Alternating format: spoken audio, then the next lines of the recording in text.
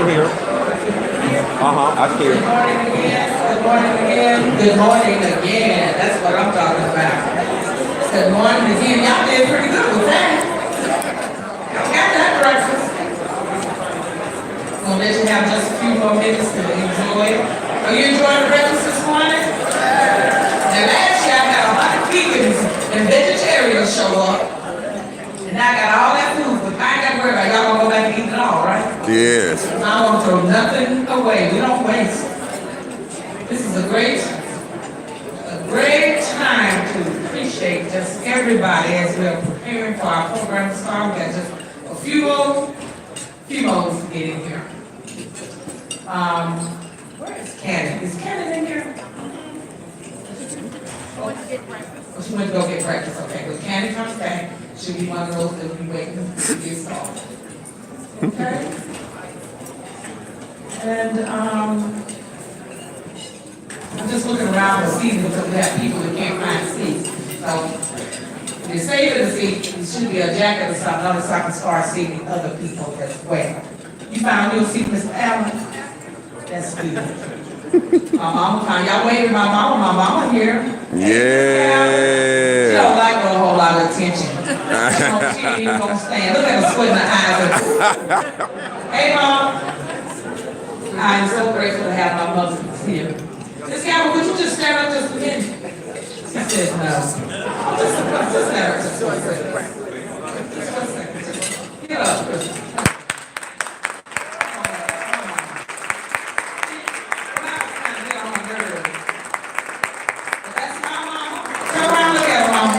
Good old country way, man. All the way to Canada to Arkansas. That's what the new 80 looks like. My mother is 80 years old, and I love her, and I appreciate her. And if your mama not here, my mama will be some of your mama, okay? She just got that much love. My sister running around trying to figure out parking, so I'm always grateful for my family, my biological family, to being here. I'm grateful for all of you all. We got a wonderful MC here today. Trying to figure out how to do. I should figure out how to introduce you. That's wonderful. Where you from? Well, white people, I'm sorry, it's on purpose. Okay, turn the music back up. In about 3 minutes, we should be getting ready to start. We're just trying to make sure all the pieces are in place. Okay? Again, welcome to the 18th Bayard, Rustin, Audrey, Lorde breakfast. Woo! We almost grown.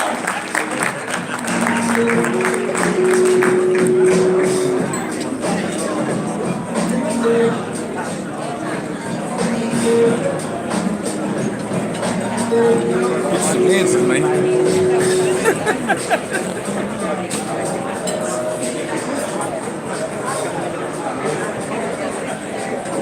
All the media here today.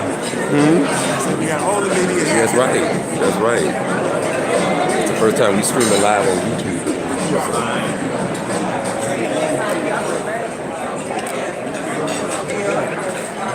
Hey, babe, how are you? We had all the people.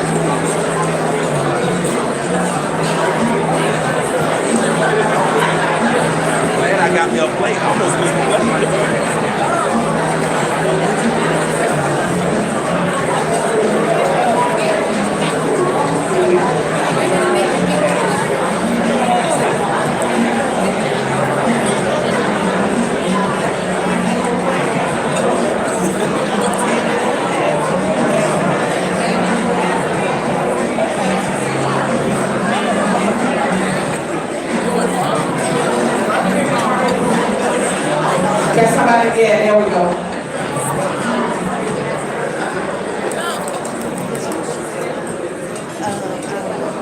I just love processes, all of those things. Somebody rode a bicycle up here and parked it up here on the step. You got to move it and put it in the backpack. Or that security guard out there is going to have a condition. Okay? And I don't want him falling out. As much as he gets to me, I didn't say get on my nerves, I said gets to me, we're doing good. We got free parking today in the deck, yay. Yay. I forgot to tell the volunteers we were parking in reserved parking areas, yay. So they all empty. Hey, I want you to make sure that you appreciate the staff that now here at the Lorde. Michelle worked very hard to make sure that we have. There are a couple of guys running out there who request to work this event to make sure that we have what we need. And if I can round them up, I have them to come by and say hi to you all.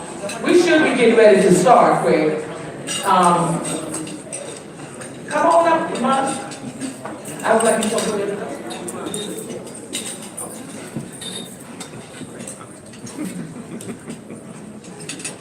Now look at this right here. It is wonderful. This is Imani. Greetings. And this is Imani's wonderful wife who's good on Aaron. Good? Good. And the daughter. Well, let's give it up for the whole family being good.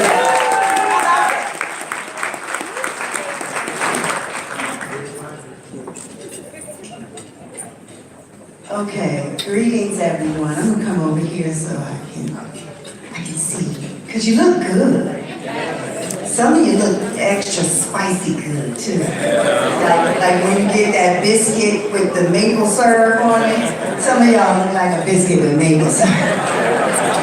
It's all good. I'm married, you don't have to run, don't worry. It's all right. How you doing today? Are you feeling free? When I come to the Audrey, Lorde, Bayard, Rustin breakfast, I come here to remind me that I am free.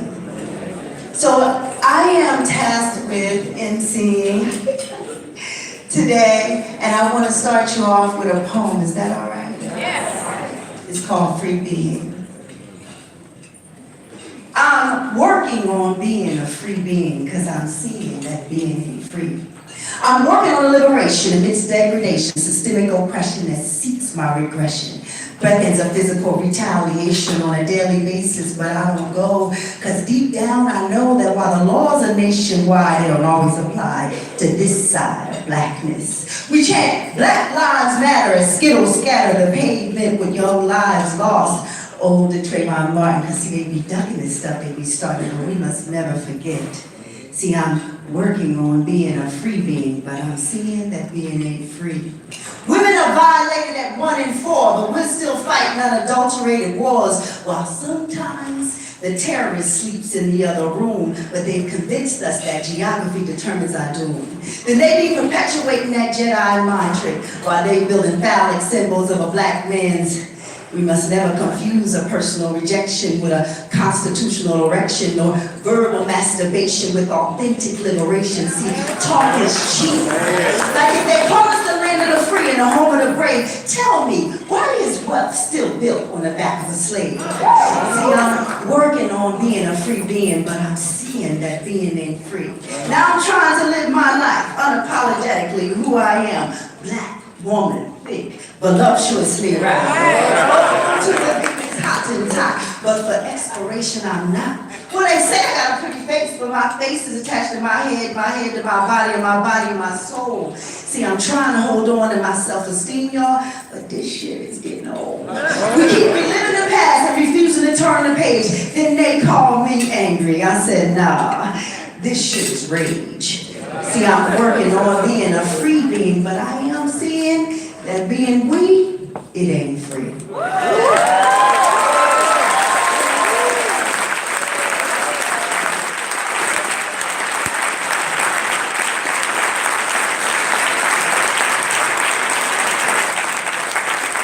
Thank you.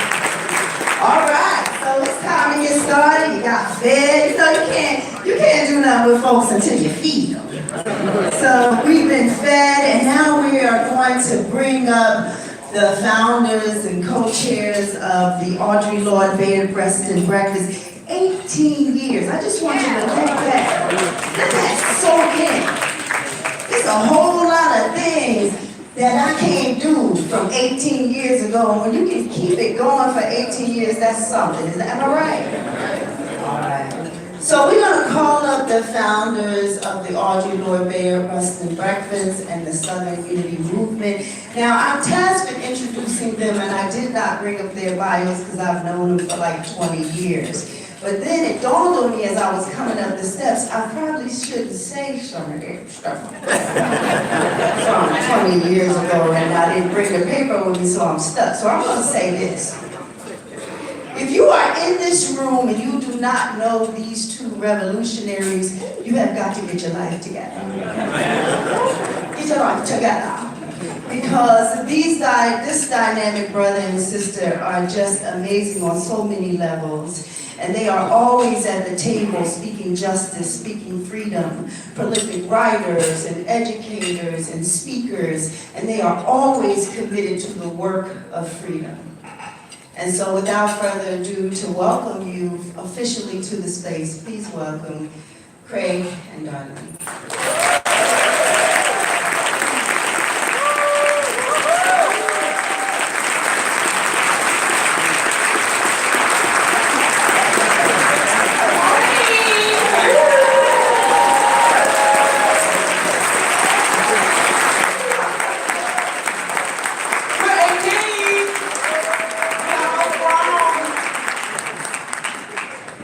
Well, let me do this one more time. If you rode that bike up here, now you can send a message over to me. If you rode that bike up here, and you put that bike over there in that corner, please go move it, for this man have a connection. We don't need the police here. He already tried to put my sister call.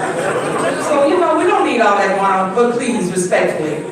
The Loud Milk is a great space, isn't it? It's a great space. Look, I wish y'all could see all of y'all. I should have everybody come up and just look at this thing. It's beautiful. It really, we're so grateful. If you look at your program book, on page 5, I want to draw your attention down there to that poem that says today. And I want you to read along with me.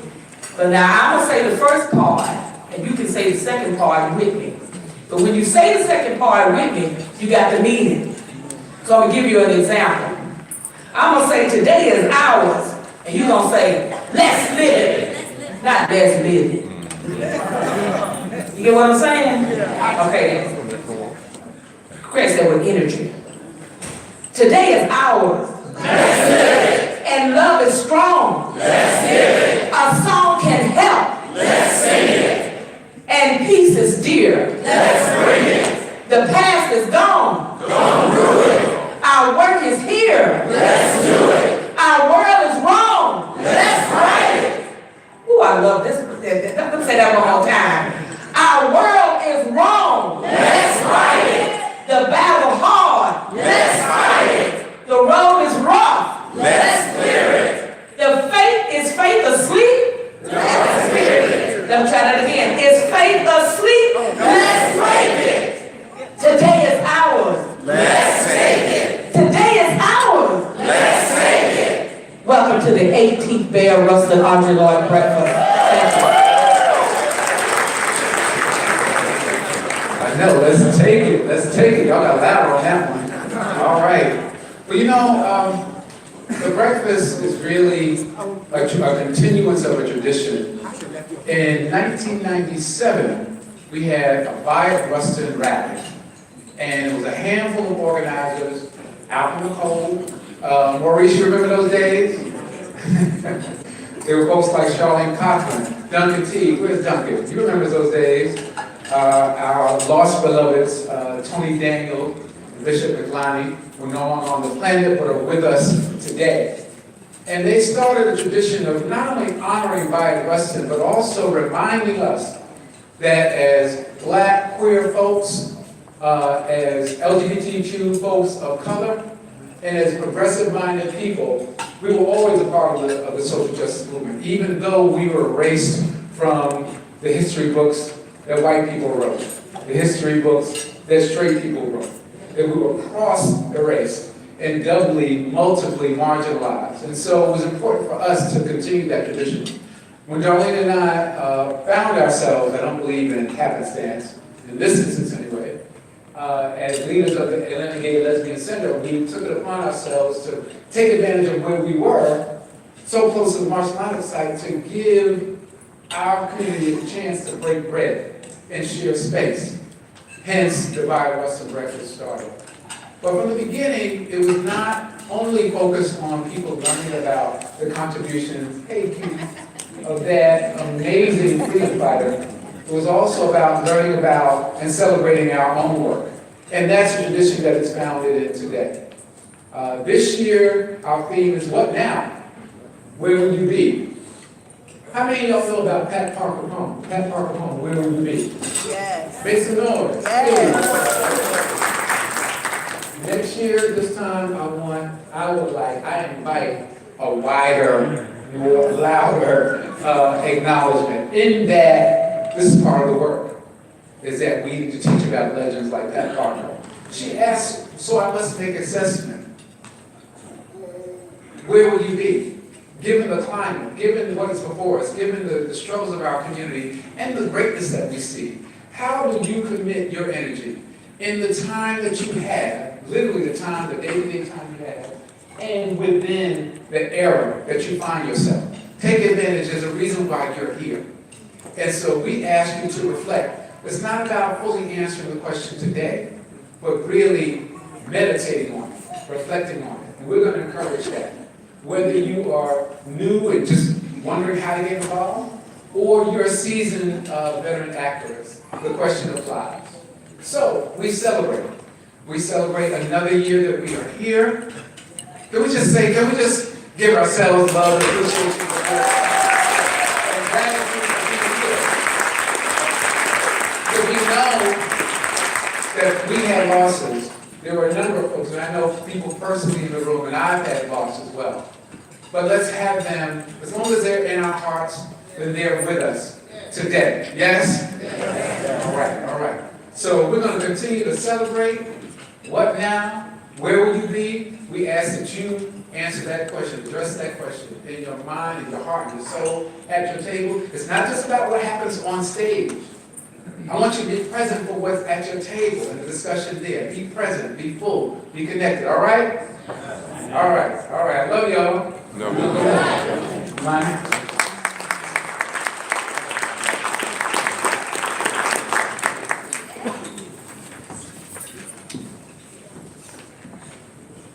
I'm gonna have to talk to my publicist about these stairs.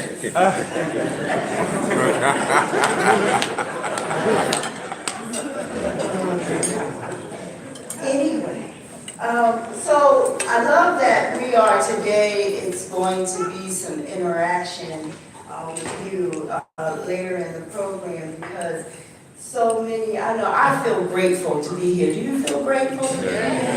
Because for the past 2 years, I couldn't be here.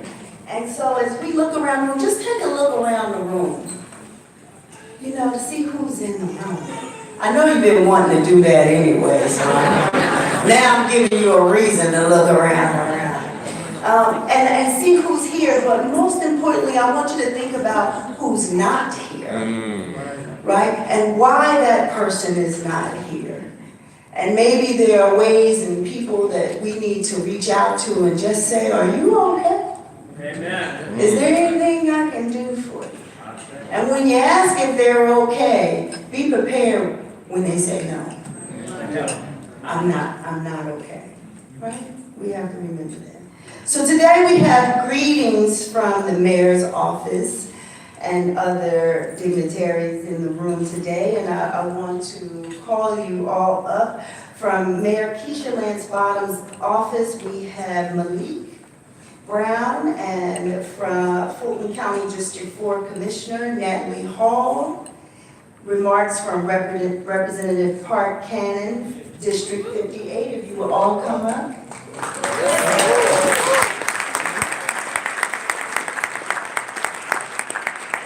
Good morning.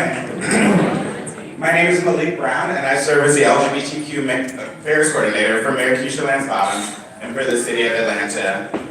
On behalf of the mayor and our great city, we'd like to thank the organizers for organizing this inspiring breakfast and for 18 years of community and fellowship. Let's give a round of applause to Darlene, Craig, and their entire team for this hard-working breakfast.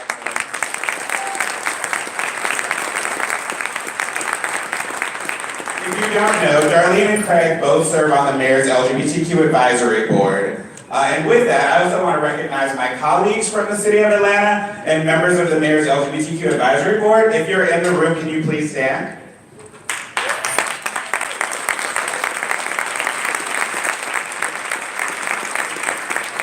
Thank you for your work. And as we remember the lives of Audrey, Lorde, and Bayard Rustin, I want to leave you with one of the mayor's favorite quotes from Audrey Lorde. She said, "If I didn't define myself, I would be crunched into other people's fantasies for me and eaten alive." We want to sincerely welcome all of you and thank you for attending. And again, thank you to the organizers for your powerful work.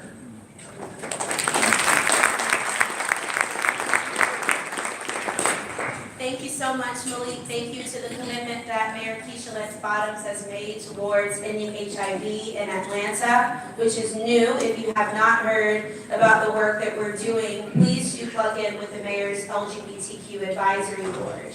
My name is Park Cannon. I am proud to be an openly queer state representative here.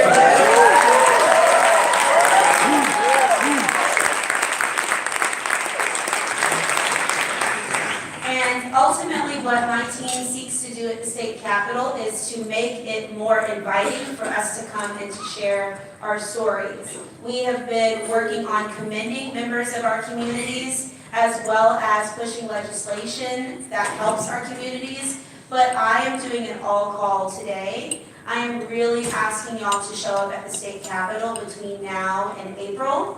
As you may know, we have a new administration and they are targeting our communities. And we know that this will show up in a number of different pieces of legislation, things like the Religious Freedom Restoration Act, things around the continued criminalization of your zero status, things that relate to communities that are immigrating here, things that relate to our public health dollars. And so if you have any time between now and April, I would love for you to come and join my team at the Capitol. If you have any children who are 11 to 18, they can come and be my page at the state capitol, which would very much help me when people are reaching out to me, bringing me notes, bringing me letters, helping me understand the problems that we have and the things that we should address in our communities. So I will be up here in the front corner and happy to always be at this event. I look forward to marching with you today as we march on and live on in all of the things that Audrey, Lorde, and Bayard Rustin would have wanted us to do.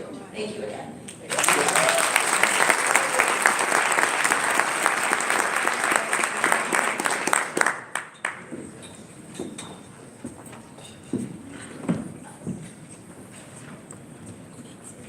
Okay, so I think before we move on, Craig, do you want to come back up and talk about the actual march? Because I think we should, for those of you with the good knees who want to march.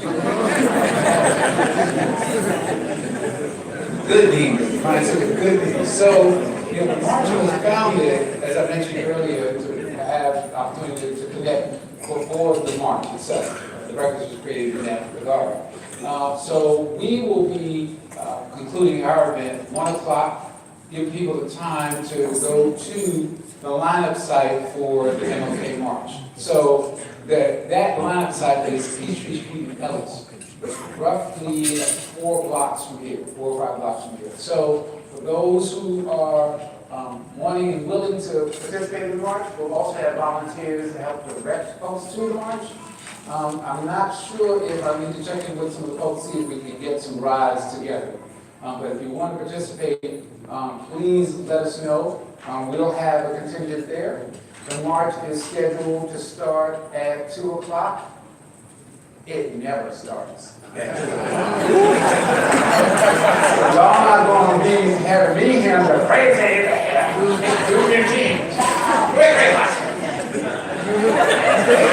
It'll start. It'll start. We ask that you be there at 2 and prepare to wait for a minute.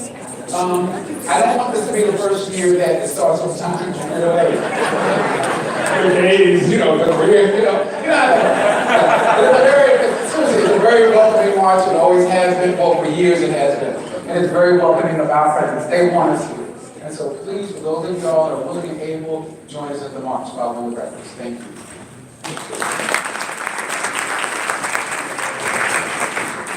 Okay, where will you be? So we're going to have a performance by Holiday Simmons, Julian Ford, Tori Cooper, Richard Hutchinson.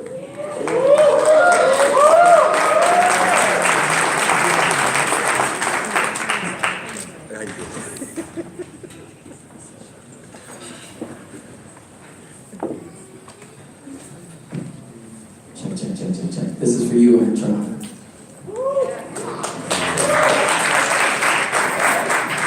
Boots are being polished.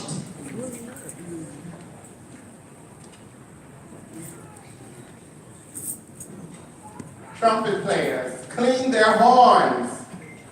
Chains and locks forged. The crusade has begun. Boots are being polished. Trumpet players clean your horns. Has begun. And locks forged. The revolution Stilettos are being polished. has begun. Chains Clean your horns. forged. Flip-flops are being polished. The crusade has begun. Blow your horns. Locks forged. Change has begun. Boots are Trumpet being players polished. clean your horns. The revolution Stilettos are has being begun. polished. Chains and Trumpet locks players, forward. clean your horns. Boots Crusade are being has begun. Horn blowers, prepare your horns. Boots are being polished. Change has begun. Trumpet players, clean your horns. Locks forward. The Boots are being crusade polished. has begun. Trumpet players, clean your Locks horns. forward. Change Stilettos. has trumpet players, prepare Chains your horns. and locks forward. The crusade has begun. Boots are being Trumpet polished. players, clean your horns. Chains and locks forward. The crusade has begun. Trumpet players, clean your horns. The crusade has begun. Once again, flags of Christ are unfurled in the dawn. Cries of soul saviors sing apocalyptic upon airwaves. Once again, citizens, good citizens, all parades the voting booths in their self-righteous sanctity, X away our right to life. Now, I do not believe, as some, that the vote itself is an end. In fact, I fear it is just the beginning. So I must make an assessment and pose this question to you all. Where will you be when they come? They will not come as a mob rolling through the streets, but quickly and quietly they move into our homes and they move and remove the evil, the queerness, the darkness, the faggotry, the perverseness. They remove all of it from their midst. They will not come clothed in brown, clothed in swastikas and bearing chests heavy with gleaming crosses. The time and need for bruises is over. They will come in business suits to buy your homes and bring bodies to fill your jobs. They will come in robes to rehabilitate, in white coats to subjugate. And where will you be when they come? Where will y'all be when they come? And they will come. They will come because we are defined as opposites. Because we are defined as perverse. And we are perverse. Every time we watched a queer hassled in the streets and said nothing, it was an act of perversion. Every time that we lied about our boyfriend or we lied about a girlfriend at coffee break, it was an act of perversion. Every time we heard, I don't mind gays, but why do they have to be so blatant? And said nothing, it was an act of perversion. And every time we allowed a lesbian mother to lose her child and we did not fill the courtroom, it was an act of perversion. Every single solitary little cotton picking time we let straights make out in our bars because we couldn't touch because of laws, it was an act of perversion. And every single time that we put on proper clothes to go to a family wedding, or to go to a funeral, or to go to a baby shower, it was an act of perversion. Cada vez que escuchamos who I go to bed with is my personal choice. It's personal. It's not political.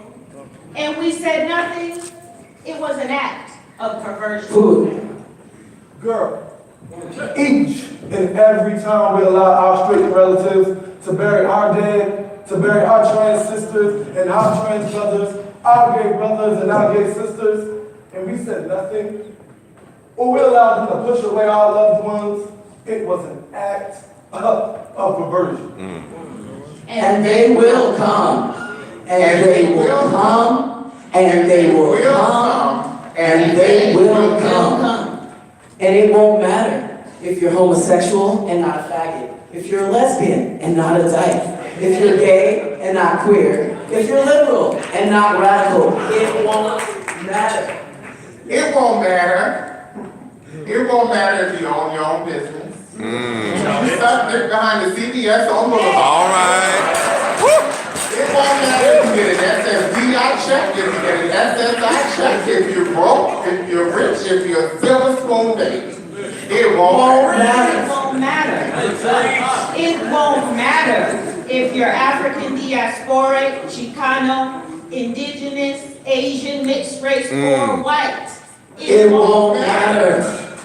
It won't matter if you're New York City or Los Angeles, Galveston, Sioux Falls, Memphis, or Atlanta. It won't matter. It won't matter if you're butch or femme, top or bottom, a bear, an otter, monogamous, polyamorous, or just asexual. It won't matter.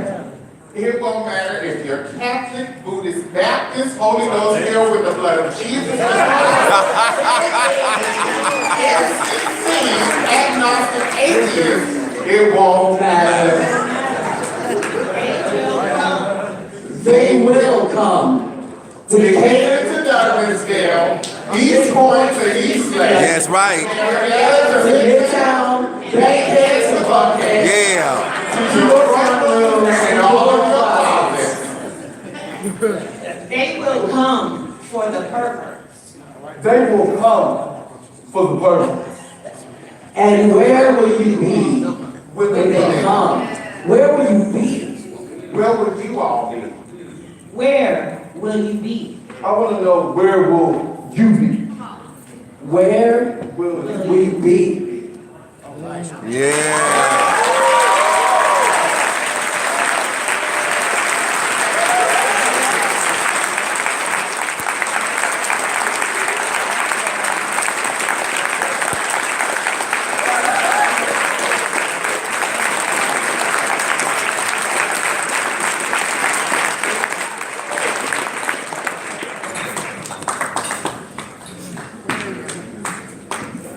Wow. I just want to say wow. It won't matter. What was that? Booty butt Buddhist? I don't know. It won't matter. That's the lesson. Takeaways, it won't matter. Yes. So now we are going to talk about where will you be? Right? Because remember we said this was interactive today. We want to all participate. And I want to invite several people to stand and talk about your work and what resonates for you when you hear, where will you be? Because see, I don't know about you, but if you've been watching CNN, CPN, NBC, things gotta change. So we have to all be participating. So where will you be?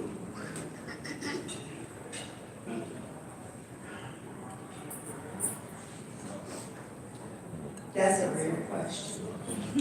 And I know some of y'all names, so don't make me call you out by name. No. Where will you be? You can talk about your work personally, because the personal is political. So you can talk about your work from a personal perspective. But if you want to stand and talk about your work. Now, I know some of you out there doing dynamic things. I know, because I see you. I'm on Facebook with you. I saw you. I saw what you tweeted. Not that 2 a.m. tweet, but I'm saying All right. the other tweet. All right. I know you're doing good work. Yes. Where will you be? We have microphones coming. Yes. But while the microphone's coming, I will be figuring out how to get with Stacey Abrams' campaign so we can make sure we get her elected in the next race.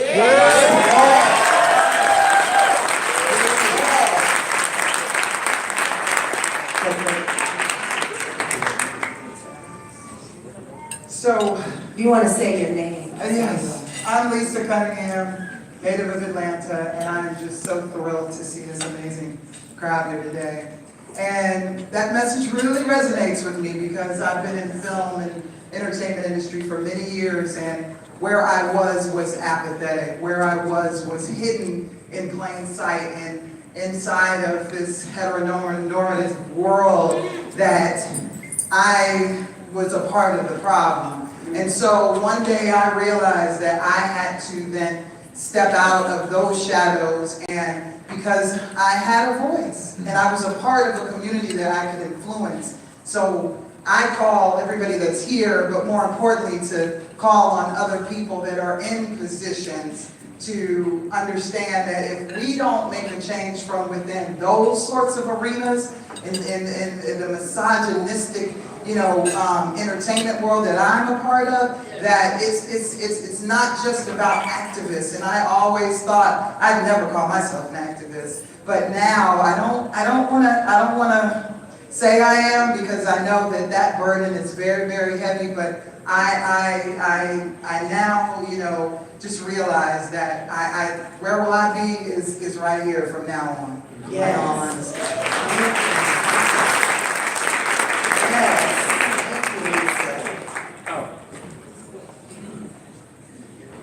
Thank you. Happy 2019 and happy Martin Luther King Jr. Holiday. I am Minister Ken Lazarus, the cussing preacher. And what I want to share, many people ask me, well, why do you call yourself the cussing preacher? Well, this is after 27 hours of electoral debate on November the 6th, 2016. And I woke up the next morning and realized that the nightmare really was a reality, and that many of my Caucasian cousins, my nasty Negro neighbors, my lazy Latino loafers had elected Donald J. Trump as a president. I woke up and I said, well, if they can do that, then I can do whatever the fuck I want to do, as long as I'm not hurting anybody and breaking any laws. Because I look good in orange on the top, I look good in orange on the bottom, but I'm not going to wear an orange jumpsuit. So it's not about just profanity, that's 3%. It's really about having a deliberative debate with myself about what am I going to do. On August 16, 1967, Martin Luther King Jr. did a speech right here in Atlanta called Where Do We Go From Here? So I end every meeting with that. Where do we go from here? It fits in with the theme now. What now? What are we going to do? Every year I do a spiritual theme instead of a resolution. Last year it was based on Maya Angelou's And Still I Rise. You know that poem, don't you? I'm not going to say it for you. But they was trying to beat me down. The plantation owner, Dick Anderson in the county, the plantation overseer, Jeff Cheek at Ryan White, all the field slaves on the planning council, and everybody else. Because guess what? They will use you. Don't let yourself be used to further somebody else's agenda. Find your own agenda, even if it's good or bad. Find your own agenda and fight for that. So now this year's theme is, I am still in the struggle, because the struggle rages on. It is real, it is true, it has not stopped. What we have not done since Martin Luther King Jr. died, we have 2 generations.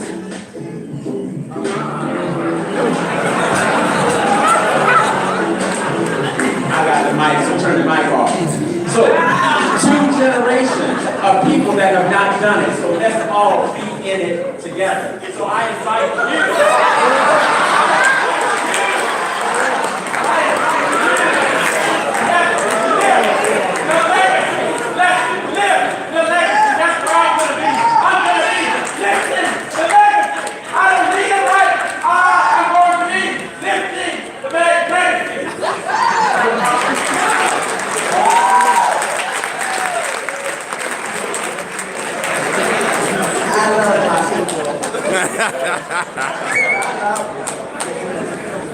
I love my people. We have time for a few more.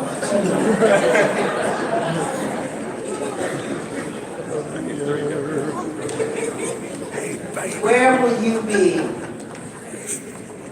I want to say that as a trans man, I will be standing in solidarity with my sisters who have continued to carry this struggle for years on their own. And we have taken it to that and I will be standing in solidarity with my sisters in an effort to push forward.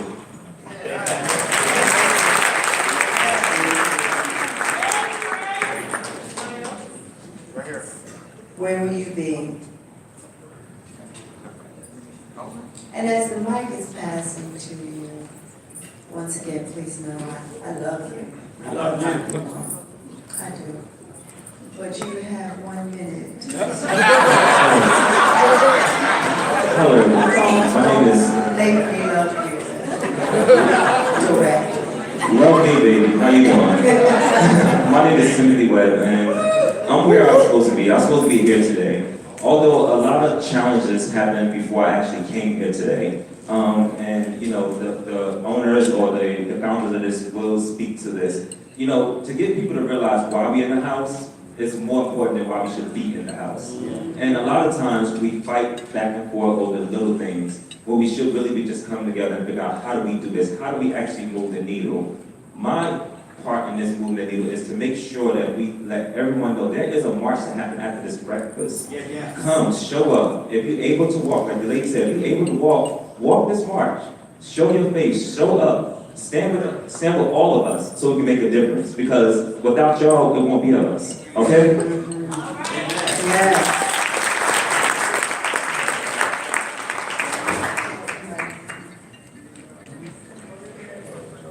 Good morning and happy Martin Luther King Day weekend, everybody. My name is Colby Gardner, and this past weekend, we all know that during Martin Luther King Day weekend, we have a lot of people traveling from out of town to celebrate and party because it's a good 3-day weekend.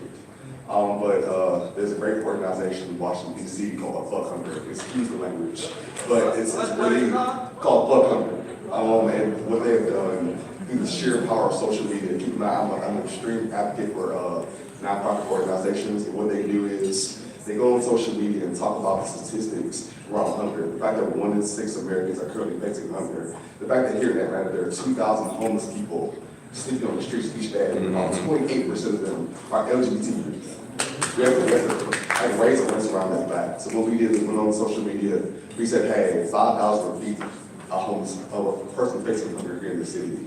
So what we did, we set up a goal about $750. Within the span of about 6 hours, we raised over $1,000. We fed over 100 homeless people this past weekend, so it was a great time. Again, folks can come to town to party and have a good time. Let's talk about the things that are really affecting our communities. And I think that LGBT youth facing hunger and homelessness in the city, facing transition because they don't have access to proper resources, we need to highlight that issue and talk about it and do all that we can to fix it. Thank you. Where we can be. There's someone.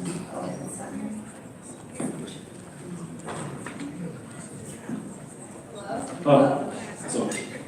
Hello, I'm D'Angelo Morrison. He is valuable. I think we'll just take him right here.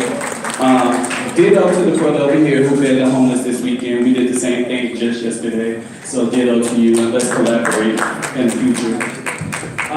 But I really just want to highlight the fact that it's been 27 years since Shirley Chisholm announced her candidacy for President of the United States as the first Black woman to do so. And today, Kamala Harris, if you don't know or get to know, announced her candidacy for President of the United States. So I will be in the fight for 2020. Yes.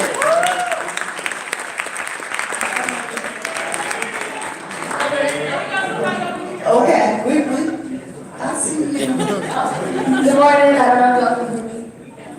Hi everybody, my name is Autumn. I just wanted to shout out some really awesome organizations that I'll be working with this year and invite everybody to come through.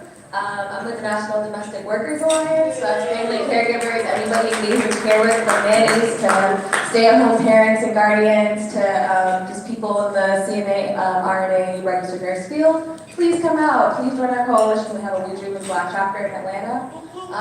The Madhouse in Atlanta, I love the way y'all are doing with feeding the homeless. We're trying to work on housing the homeless, so we're learning like basic construction skills. Very simple, nail and hammer, usually don't even use drills, so definitely come out and shared experience people all like let's get these houses built. And then finally, what was the last thing I was going to shout out?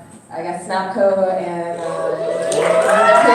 program. They're going to need a lot of court watchers just all throughout the year. Like right now, they have a really good like flow of volunteers, but throughout throughout the year, they'll need people to keep watching the courts to make sure that people are freed for quality of life and other offenses, so-called. So please show up, please show out. Thank you for being here. Thanks for being here. Please go right here.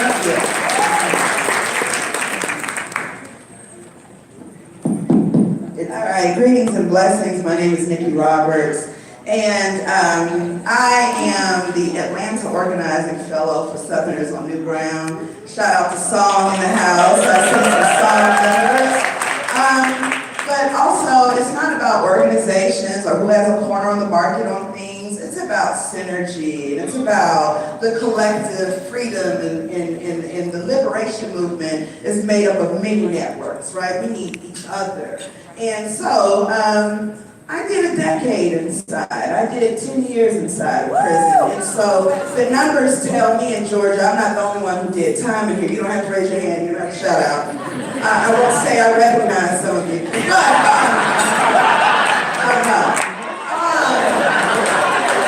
But that's my why for being in activism and advocacy. And so we need to listen and lean in more to lived experiences. And so I want to offer myself, contact me offline. But we need to hear you. We need to hear the sisters and brothers. That's how things get informed, like the Dignity for Incarcerated Women's Act and these other pieces of legislation that's moving forward. We need you. And we never organize without an ask. Use your tool. Black Atlanta, everything black-centered has a bulldozer in front of it. And we're taking selfies. What's up? What happened to our city? Martin Luther King wasn't born Dr. King. He was born a black boy, in Atlanta. And needed inspiration. Be inspiration for the next generation. We don't need to show off in front of each other, but for the next generation to avenge the suffering of our ancestors. I love you.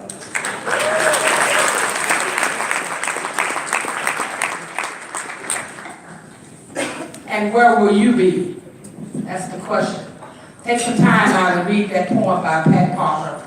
Listen to her actually, say the whole thing. The question is where will you be when they come? Because they're coming. They already started coming. They already here. They already doing things. They started to try to dismantle a lot of the work that we've been doing. But I got a couple of things that every time I look out here, I almost get blinded. So I'm just so appreciative. Craig and I are so appreciative for you all being here. But I got a couple of things that I want you to do. Okay? One, I need for everybody to take out their cell phone and check in on Facebook, Instagram. I need for you to do your thing. And the hashtag is Rustin Lorde Breakfast. Is that simple enough? Yeah. Y'all gonna do that? I don't see you reaching. Reach for your phone, pull it out, do your thing. Okay, you can still listen. Okay? Rustin Lorde, ATL is the hat. www.rustinlordeatl for all you people who wanted to give and just had your credit card to give. You may pull out your phone and give now. Rustin Lorde ATL. Put that in and you can give that. I'll start hearing some ching ching in just a few minutes in my back pocket. I'll hear some ching ching. I ain't hearing nothing yet now. It's not a cash app, but you know what to do, so go find me. Okay then? Will you check in for me? You gonna do it? Okay. Hashtag Rustin Lorde Breakfast. Kind of long, but that was the one that we used the most. Rustin Lorde Breakfast. I wish I could put that on the wall. Is that gonna go on the wall somewhere? Maybe he'll get to it. The other thing, if you look in your program, and I want you all to look through that program because this time we put some content in there, and we have some wonderful articles in there. Nashida has a wonderful article that's in there. Snapchat, Lord have mercy, that's told a lot there. The Snap Coalition has a wonderful ad and article in there. Make sure you look into the book. There's some old photos. Take the time to actually do that. And this is a great time for me. Is he in the room? Where's Maurice? Well, I want y'all to put your hands together. This is our face. This is our marketing man. He puts everything together. These wonderful shirts that you have on. He designed them, that program booklet. He puts it together, he designs. I know y'all can do better than that because we looking good.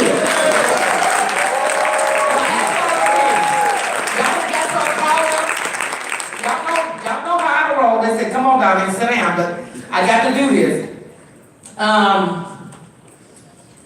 Evaluations.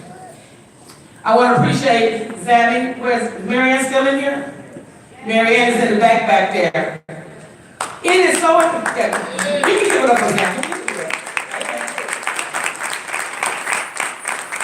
It is so important that you do these evaluations. We have grown. Look at this room. We have grown. We got people that, a whole bunch of people that have come in that are outside still eating. We're still feeding people. I got to collect some data. I need you to fill this out. Don't you leave this building. Matter of fact, we're going to be on the door. You'll be here at 3 o'clock. I need you all to fill those evaluations out because that's how we're going to get some money to continue to offer this breakfast to you at no cost. We thank you for your donation, but we know some people couldn't get it. We got to fill in those gaps, which leads me into, I have to do this because we get it. Y'all go to church, it's giving time. Okay? I gotta ask you to go back in those pockets. I want those volunteers to come on. It's giving time. I need you to reach back down in that pocket, in that purse, and put something in this bucket. Okay? Give me some music. Give me some marching music or something. They just think that's so dry. They said, we already gave a donation of $5. The breakfast that you had this morning was $15 each. The t-shirts, $10, $12, $15 each. Those booklets run about, what'd you say, Mari, it's about $7 each? Which is a great place for me to say thank you to the sponsors. Can I have a book, please? This is a great time to say thank you to the sponsors. Start clapping.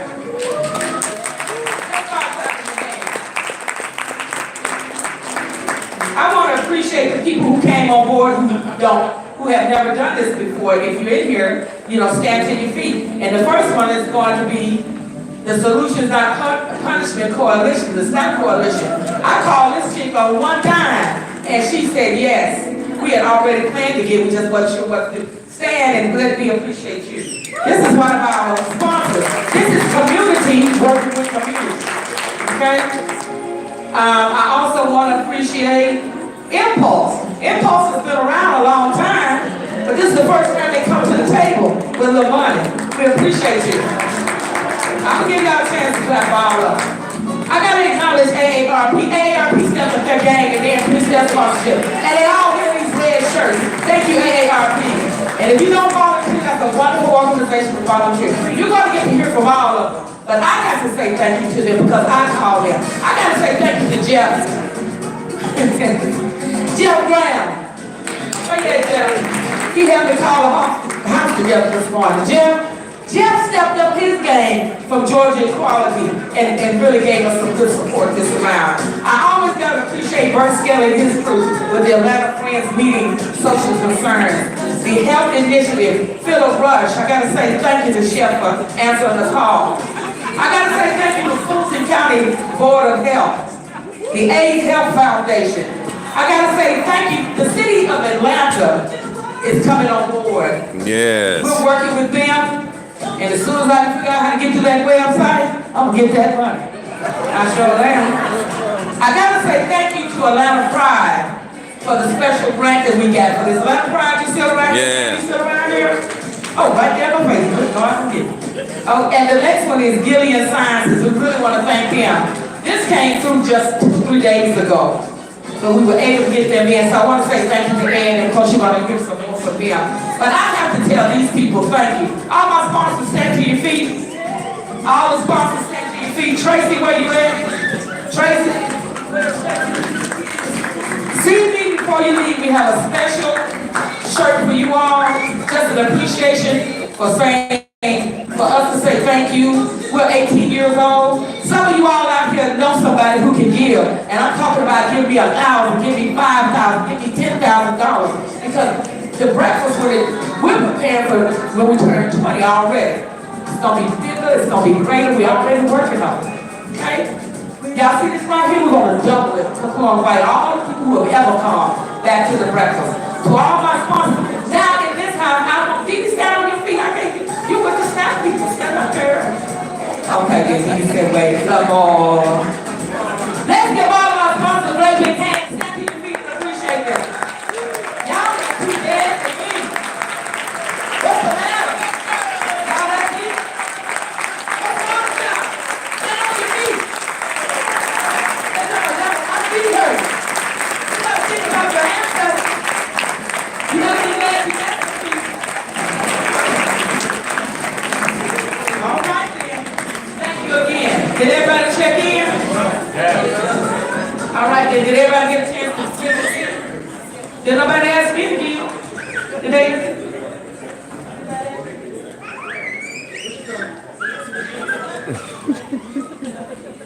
Y'all didn't get your money. Money got all the money. YouTube. This bucket got $5 in it. What happened? Take that bucket back around. Somebody right there. I'm trying to raise some money.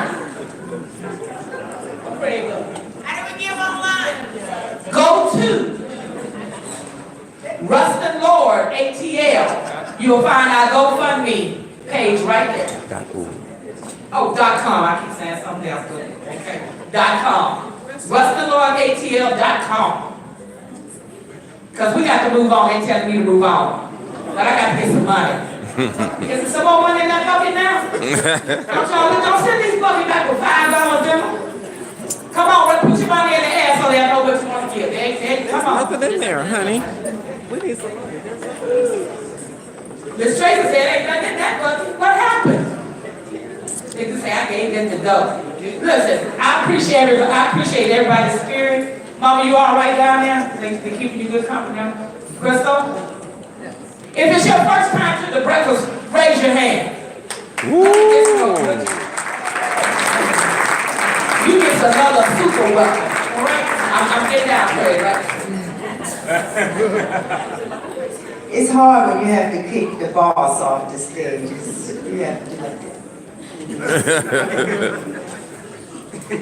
that. Okay, so we are going to have. Oh, okay. All right. So we're going to continue with the where will you be speaker? There were two more, and we wanted to make sure that you had an opportunity. People who were waiting very patiently. So do we have a microphone? Can we get a microphone over here? She keeps the microphone. She had one in her purse. Yes. It's on. Okay, hey everybody, I'm Nashida Vines Muhammad, and I am the director of Lost and Found Youth.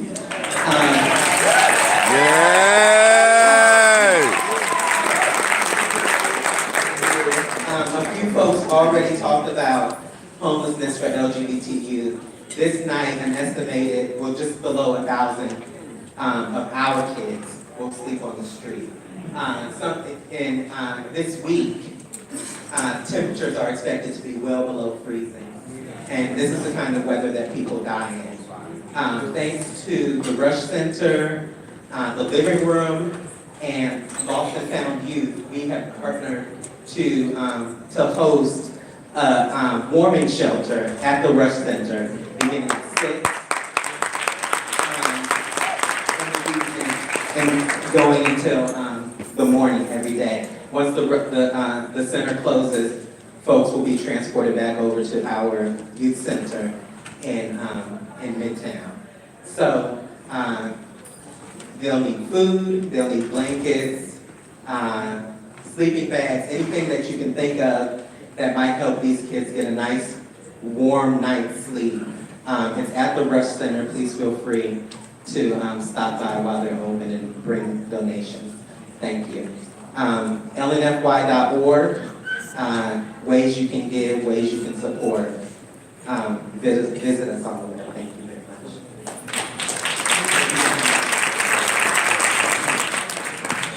so I'm going to talk a little bit, but I'm a little nervous, so bear with me. I'm from St. Louis, Missouri.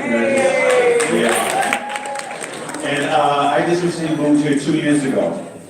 And what brought me to Atlanta is because I just recently had a kidney transplant. So I want to say that where I would like to be in the upcoming years is I would love to be an advocate for the Black gay community as it relates to kidney transplant. Because I believe that the gay community, we have other issues other than HIV. Amen. We're struggling with depression. That's we're right. struggling with cancer. We're struggling with diabetes. I would like to be that face as it relates to kidney transplant. In the field of HIV, I have over 18 years of experience as far as advocacy. So I understand what advocacy is, and I plan on being that face for the gay community as it relates to kidney transplant.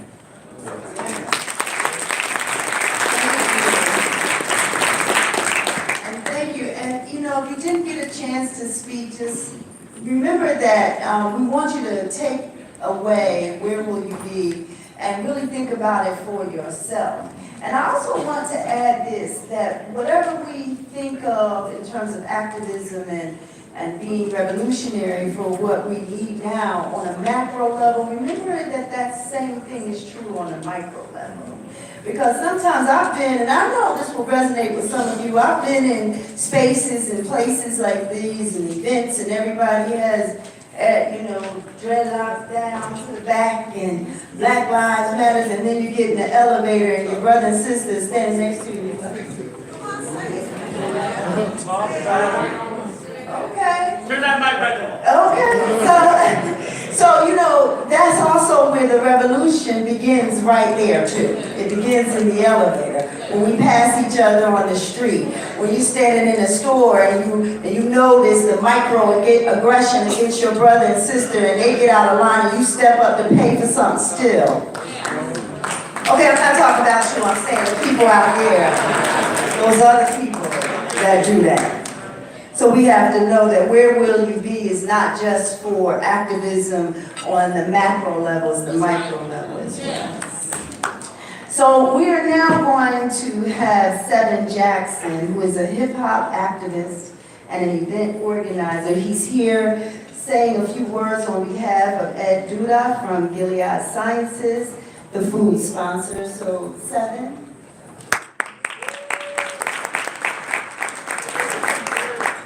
Good morning, everybody. I just wanted to thank you all for coming out and wanted to let you guys know that he cares and Gilead Sciences cares, and we just wanted you guys to really enjoy your breakfast. And that's really all I had to say. Just wanted to say thank you, but he had to run, besides that. Have a great day, everybody.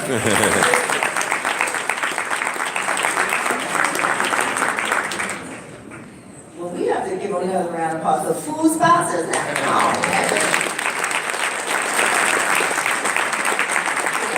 I can stir fry some mushrooms, but I don't think y'all would have wanted to pass it.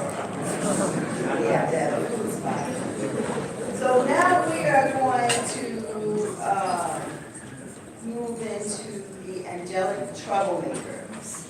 And we're going to hear updates from the Racial Justice Action Center by Judge Lorde, and we're going to Women Healing Women, which is the organization that I founded, Thrive SS.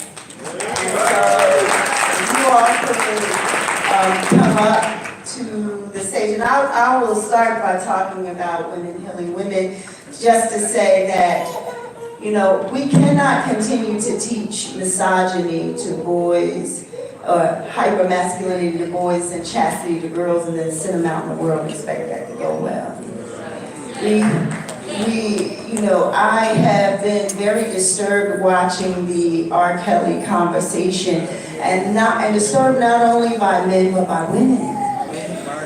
So the problem is with all of us, and the solution is with all of us, because I have seen women raise boys to be the men that they cannot stand. And I've seen men be absent from the lives of boys and then wonder where they're modeling manhood from. And hypermasculinity is destructive and toxic regardless of what gender embodies it. So in 2004, December 2004, I started an organization called Women Heal Women. Actually, I didn't start an organization. Let me tell you what happened. What had happened was, as a survivor of sexual and domestic violence, I was looking for an organization that was not xenophobic, did not want to make me a victim, and I couldn't find it. So I said, well, I'm just going to gather some women in my living room. And that's what I did, and it was sort of one of those, if you build it, they will come kind of experiences. And that was in 2004, it's 2019, and we are still going. We have an office in January 2018. I can't even believe it's been a year. I decided to leave my employment and take the leap and do my passion work, my soul work. And I could not have done that without the support of my wife, but I've been able to do it. We opened the office in January 2018, and we've been going. So I want to invite you to our space on 4151 Memorial Drive, Indicator, to our website at www.surviving2thriving.org. I also want to say we do, violence is an attack of the mind, body, and spirit. So the program doesn't adjust all of that, it is falling short, yes? So we have mindful meditation that's free. Now all my programs can't be free, but mindful meditation is free on Tuesdays, every Tuesday night at 7:30. So we invite you to come, and I know there's people who say they can't meditate. I like to teach accessible meditation, right? Because I guarantee you can meditate. You do not have to be Gandhi. We are not sitting on mats talking about, we're teaching real mindfulness, real mindful meditation. So we do the work for long-term survivors of sexual and domestic violence. And when people say to me, I had somebody on YouTube say to me, why you need to calm down, because we were going back and forth about the R. Kelly. I said, you need to calm up. You need to rage up.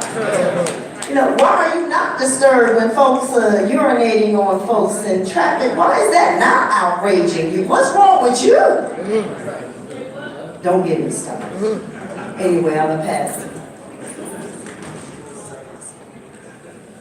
Oh, there's a lost phone, a Samsung. I'm not sure what it is. It's pretty nice, though. Look at that picture. If you lost your phone, please come up. We have it.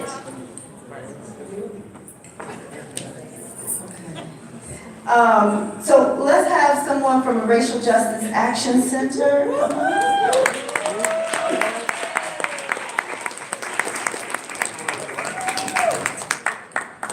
How y'all doing? Senator.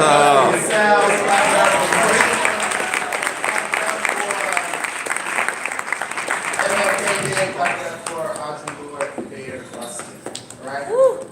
My name is Devin Moore. Yeah. Awesome. And we're here because we believe that we should be building communities instead of building cages. How many people agree with that?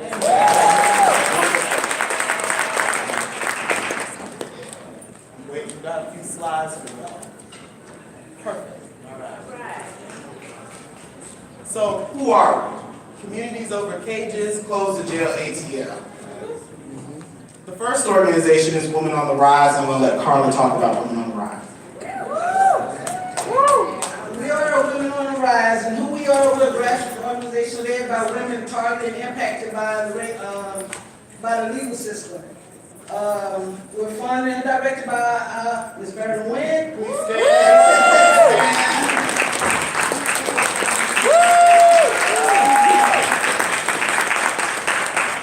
And what Women on the Rise do, we work to educate, heal, and empower not only ourselves, but one another, our communities, and we demand justice, dignity, and liberation for all. And we also envision a world where women, families, and communities are not only safe, but whole and free. And to bring that vision into existence, we transform lives, laws, and social institutions.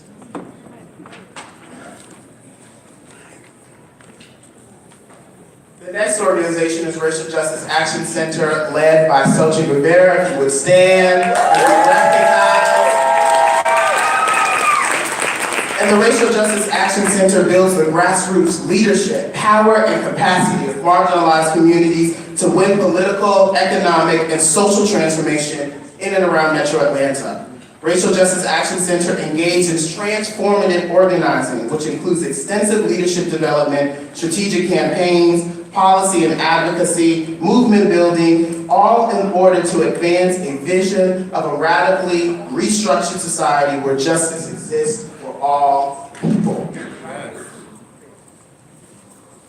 How many of y'all want to turn up for SnapCo? How many of y'all want to snap for freedom?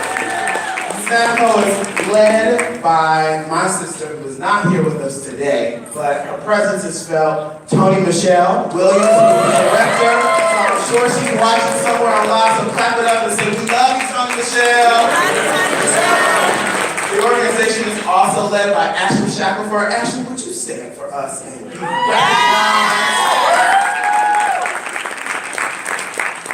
SnapCo works to build a Black trans feminist framework for practical abolition as a pathway to liberation.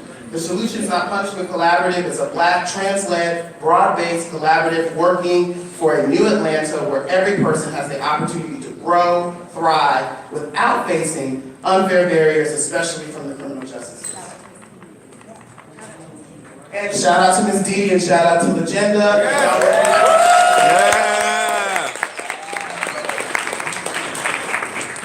So, what do we want? Ma'am, what do we want? What we want is the closure of the Atlanta City Detention Center downtown. Also, we want us to exit jail. Just a little brief history about that.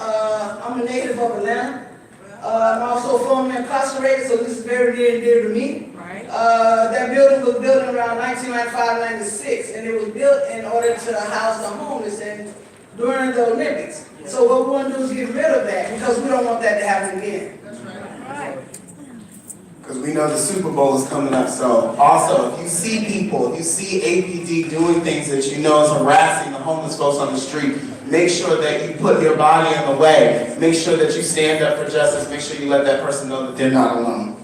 The second thing that we want is the reallocation of $32.5 million spent annually on the jail. That's a lot of money. And let me tell you, ain't on a little secret. There ain't a whole lot of people left in the jail. And the reason why is because of the work of these organizations, as mentioned before, with the pre-arrest diversion program, which diverts people from being arrested and gives them program and services instead of a cage. Also with the decriminalization of marijuana here in the city of Atlanta and cash bail reform, put our city on track where we now, the jail, which has a capacity of 1,300 people, only has 70 people in there right now.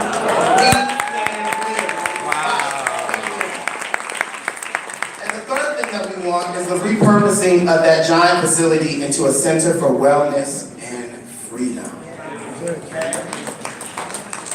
And we want to do this because we believe that our communities and our people are beautiful. They are resilient and wise and deserve wellness and safety. We also believe that no one should be arrested, harassed by police, or locked in a cage simply because they are poor. We're not born in this country or suffer from unmet mental health or substance abuse. We believe our communities and neighborhoods are more safe when funding goes to community-based services and support instead of police and jail. We work to remove that money from the punishment system and put it back into our communities. We believe that there's enough money and resources for the city and county to care for and provide opportunity for all of its people and to put an end to glaring racial and economic disparities that have plagued us for decades. We believe communities most impacted by the criminal legal system and by violence and crime are the experts on what they need for safety and wellness. We should be the deciders. They should be the deciders. We should be the deciders. You should be the decider. And the reallocation of the funds and the repurposing of the facility and most of the city development projects. What do we believe? We believe that women, cis, trans, gender non-conforming, in particular, bear the brunt of many of the negative economic and social impact of old policing and jails because we have been locked up for trying to survive, or because we're the ones often paying the fines, fees, bail, and housing, feeding and supporting our formerly incarcerated loved ones in our home with no help from the city, county, or state. We believe in redemption and that the city of Atlanta needs it. We believe in putting an end to the racist and classist broken windows and quality of life policing, and into courts who make their money off the very poorest and most vulnerable in our communities. And so what do we envision? And I want to ask you a question. What can our communities do with $32.5 million in a giant multi-story building in the heart of downtown Atlanta? So I want to take you on a little exercise in a second. Skip over. I want you to close your eyes. Close your eyes, listen. This might be like Bird Box, so you close your eyes. And I want you to imagine walking into a multi-story facility in the heart of downtown that is named after our late County Commissioner, Joan Garner, to be the Center for Wellness and Freedom. As you walk in, you're excited because you know you're going to go to the rooftop garden with a performing arts center for Black artists. There's a one-stop shop for Atlantans coming home from prison and jail so that they can actualize themselves. There are solar panels and solar panel installation programs and wellness centers and clinics, entrepreneur programs for formerly incarcerated women, child care centers and a parenting support, 24-hour behavioral crisis centers, a community gathering space, office space for racial, gender, economic, and immigrant justice nonprofits and organizations, and a creative arts space and more. How does that sound? I want to go there, right? Well, we want to go there too. And so we envision the Center for Wellness and Freedom, named in the honor of Fulton County Commissioner Joan Garner, that serves as a place of hope, connectedness, wellness, and community power. We envision a unique public-private business model that allows for ongoing community leadership, decision-making, and entrepreneurial activities. And we envision a vibrant art and creative-filled community space with well-funded programs, services, and supporting staff. And so how can you help us? Can you sign a petition today? Yeah. Can you join Women on the Rise at one of our monthly membership meetings every third Tuesday of every month? Can your group organization sign on as allied organization for support? Yes. Can you talk to a city council representative to attend public meetings where important votes for having to shut the jail in the purpose of facility? Can you help us find and recruit investors and raise additional funds to manifest our vision? Yes. So what's your capacity? This takes all of us. This effort cannot sit on 3 organizations. It can't sit on 5 organizations. It can't sit on 2 people. It's a community-led effort. Everyone in this room has to be a part of this. And so we give you an opportunity to join us and be in alliance with us. And we want to shout out some of our alliance members, some of whom are here today, like ACLU Georgia, Transforming, Aid Atlanta, Georgia Equality, Counter Narrative Project, Song, Sister Love, and Feminist Women Health Center. And so our alliance meeting is at the Center for Civic Innovation on January 29th from 3:30 to 6 p.m. And here's where you will learn more about our campaign, how you can get involved, some of the events and activities that we have going on, what our political strategy is in terms of putting continued pressure on our leaders to support this effort. We had a really great meeting with the mayor, and she is supportive. She took a picture with our shirt and everything, so we're going to hold her accountable collectively in this room to what she says she's going to do. Isn't that right? Isn't that right? I think okay, all right. Y'all was going to hold her accountable over macaroni and cheese. It was over. We love you, Keisha. And so, thank you. Thank you for being here with us today. Thank you for 18 years of celebrating justice, of celebrating accountability, of celebrating the process, of celebrating freedom. And I want you all to do this little chant with me, because I just need to turn up a little bit. So I see Max in the back. Shout out to BYP 100, so I know you're going to carry it in the back. So just repeat after me. I believe. I believe. I believe that we. I believe that we. I believe that we will. I believe that we will. I believe that we will win. I believe that we will win. I believe that we will win. I believe that we will win. I believe that we will win. I believe that we will win. I believe that we will win. I believe that we will win. Hey! Clap it up for yourself. Thank you, Craig, and all of the other individuals who put this opportunity together every year for us. Thank you.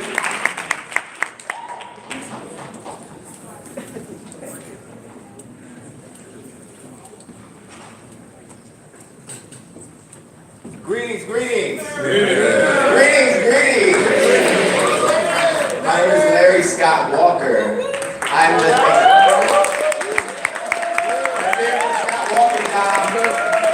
I represent Thrive Support Services. Thrive stands for Transforming HIV Resentments into Victories Everlasting.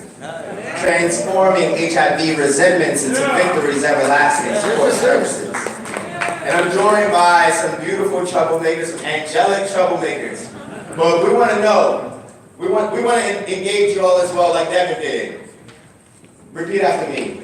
I stand. I stand. Louder. I stand. I stand. I stand because I can. I stand because I can. I stand because I can. I stand because I can. No more repeating. I stand because I can. Weather the weight of a million onlookers who smile while thinking, it's too bad he's going to hell. Or for the millions of people who feel like I should tell, like we should tell, because you really can't tell we're sick. See, we can bitch and moan for those who choose not to own. For some who roam so far away from home to where the health care is as bad as the air. But there's about 1 million black, beautiful men there to share it with. And they say that 1 in 2 of them have it just like me, so I stand so that no one has to go. No black man has to travel to his own edge of his own sanity and dare himself to jump. I stand so that no one has to hide the pain and fear inside until returning to the margins in which he resides. I stand so no one has to cry or die alone. I stand because Marlon rigged the game and Essex blew him pills before I came. And Joseph beamed about how loving me was a revolution. I stand against the cultural genocide and pollution and challenge the institution of thought that sold us and manufactured this image, this weakened image that they brought.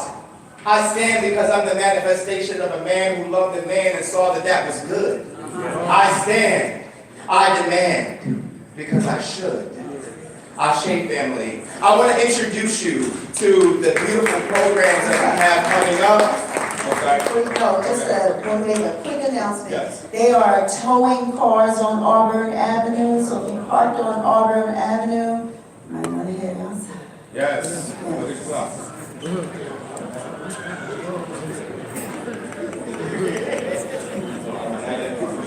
All right, I would like to introduce you to our latest programs.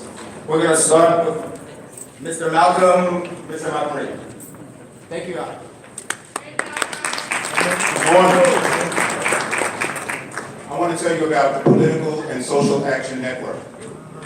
Now, Thrive is a 501c3, and we don't want to violate that, so we don't tell you who to vote for, but we let you know the facts. You know, Martin Luther King said, just give us the ballot. Well, they gave us the ballot. That's why they're trying to take it away. We want to make sure that we are providing information to our members in Thrive and those outside of Thrive who just want to come home and drink a beer and watch TV and don't necessarily know all the shit that's going on behind the scenes. Because every day in the news is individual one, right? But there's a whole lot of stuff that's going on that you don't know about. And we want to make sure that we can be the vehicle to tell you about that. We are going to advocate for Thrive's core constituency, obviously, black men living with HIV, but we have everybody's thought in mind. We're a very progressive team. My co-founder and co-director, Jack White, has some political aspirations. I'm not sure if he wants to tell you about that yet, but anyway, our mission is to assess the needs of our community and then make sure that we are providing information so that when you go to the ballot box, you know what you're there for. You know why, and you can make an intelligent decision. The worst thing that I think that we can do is we can give people a sheet of paper and say, this is who you vote for. And they don't know why. Because what happens then? They go home and they don't keep those representatives and those senators and those politicians accountable. Because they don't know why they need to keep them accountable. We want to make sure that you have that information as much as possible to keep that front. So Jack's going to tell you about an event that we have coming up in February. And I hope you'll join us on Facebook, the Political and Social Action Network. We are a public group, so we don't divulge anybody's status or anything like that. We just get together and have a good conversation and try to give you guys some information. Yeah. So this coming February 23rd, we're going to be having another policy brunch at Hudson Grill on P Street. Last year we did a policy brunch and we talked about meaningful involvement with people living with HIV. But the cool thing about teaching and allowing people to get an understanding about meaningful involvement is that meaningful involvement doesn't have to just mean people living with HIV. Meaningful involvement can be meaningful involvement of people who live a trans life, meaningful involvement of black people, meaningful involvement of whatever issue that you have, because we are important and our lives matter. And so I want to invite you guys to come out on February 23rd to our next policy brunch so we can galvanize people, to make decisions that benefit people who are in our situations or benefit people who live the lives that we live. So I want to see y'all out and look forward to seeing you.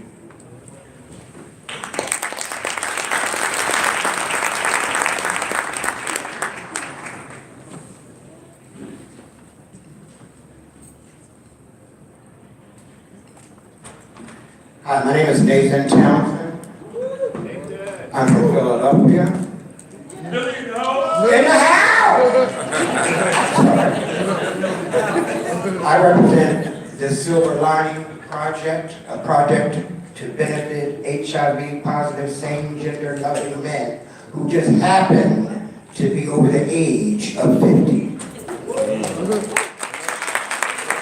of my brothers in the house? But before I can tell you where we're going, let me tell you where I've been. I've been through the storm and the rain, but I made it. I've had heartaches and pain, but I made it. I've been up and I've been down, almost level to the ground. I survived, and now I cry.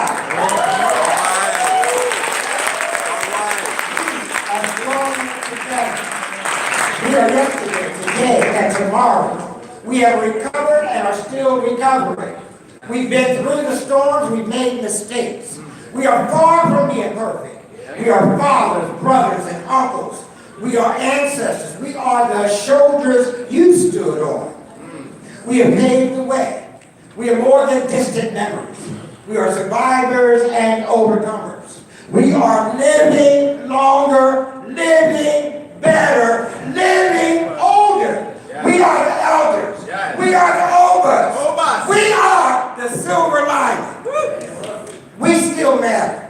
And oh yes, we are Thrive SF.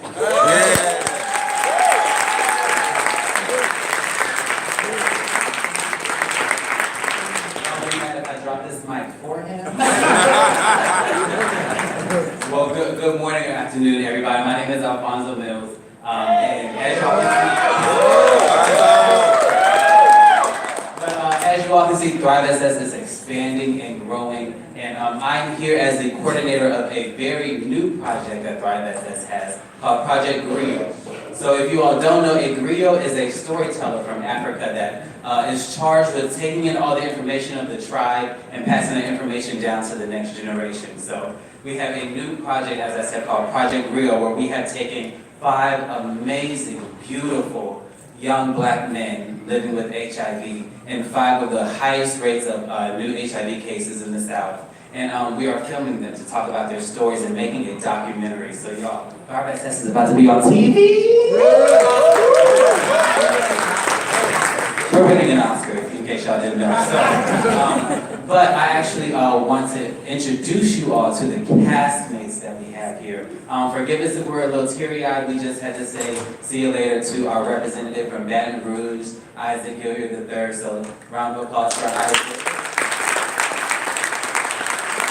I want to introduce you all to some amazing men that they have been here since Thursday. We have been running them all over Atlanta, getting them to experience some amazing things. But I want to introduce you all to the cast of Project Griot.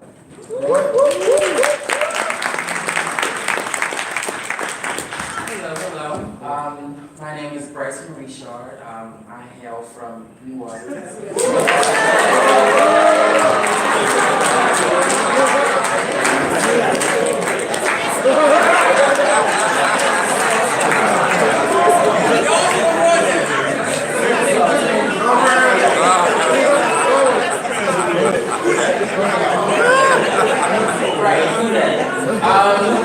So what this project means to me, we spoke about being free and freedom earlier.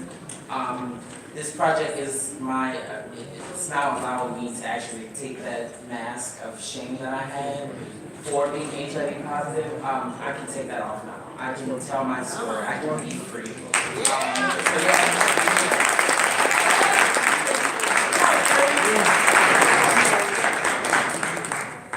Hello, my name is Eric Collins. I'm from Jackson, Mississippi.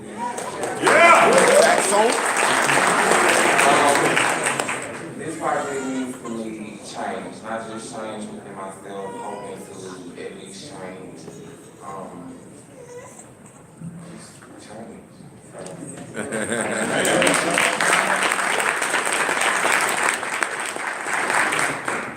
Hey, good morning and good afternoon, family.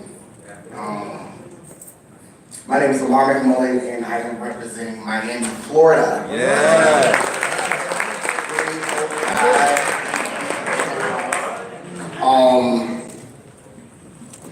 What this project really means to me is the ability to go through the storm. Because for me, the life changes that I've been through to get to this point, I had to go through a lot of storms. And the ability to change the way that I used to feel and be able to accept where I am today allows me to be free. So change, change, change.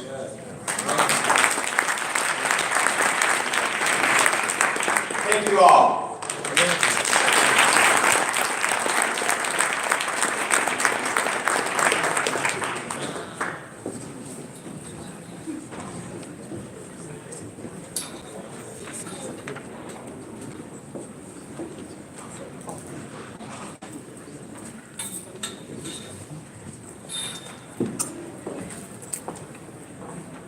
Lots of good work. Let's give all of the angelic troublemakers another round.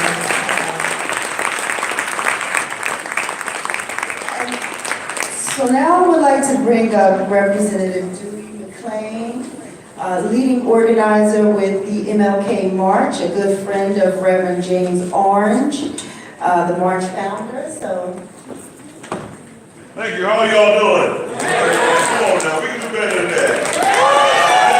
We can have a team there. And I want to say to you all this is that it's very good for me to be here. I always, for the last, I always walk from the last 30 years, I walk from the King Center to Peachtree and Bakery where we started. So this, I want to say thank y'all very much for moving the breakfast over here because it's in Rapid. Because when you had it back over in the other facility, it wasn't my route, you know. But I want to thank thank y'all very much. You know, and I'm very glad to see my colleagues here. I saw Representative Park Cannon here earlier, and former Representative Waits is here, and I know Representative Simone will come up in a few minutes, and so it's always good. It's always been good to elect you, because there's one thing about it. I've been hearing you all say, but when we vote, we what? Win. We win. So we gotta vote because we need to what? Win. And I always tell you one thing that I always believe in. I always say working together works. All of us need to work together. So all I can say to you all is that I am glad to be here. I will see you all down at Peace down. Who all's gonna watch? Hey, hold your hand up. Hold your hand up if you ain't not gonna watch. Hold your hand up if you want to watch. There you go. Come on. Show some love. Because if Dr. King would have turned around, we would be doing it. And if Brian Russell would have helped Dr. King, we would know what we do. So all I'm trying to say is, somebody's got to keep doing it. That's right. And I'm showing up to almost all, as I was walking up, I was thinking about it. I've been doing this almost 30 years, walking from the King Center to Peachtree and Baker, then back down. I said, So we need some young people to pick up. So please, don't give up. Because if you give up, you see what we got. Yeah. When we give up, you see what we got. When you don't vote, you see what we got. And all I want you to know is that we don't want what we got. I don't want what we got. You don't want what we got. Hell, don't nobody want what we got. But we got it. But we got to get rid of it. Thank you all again. My name is Dewey McClain. I represent House Bill 100. And I'll promise you one thing. I'll always keep it 100. Thank you.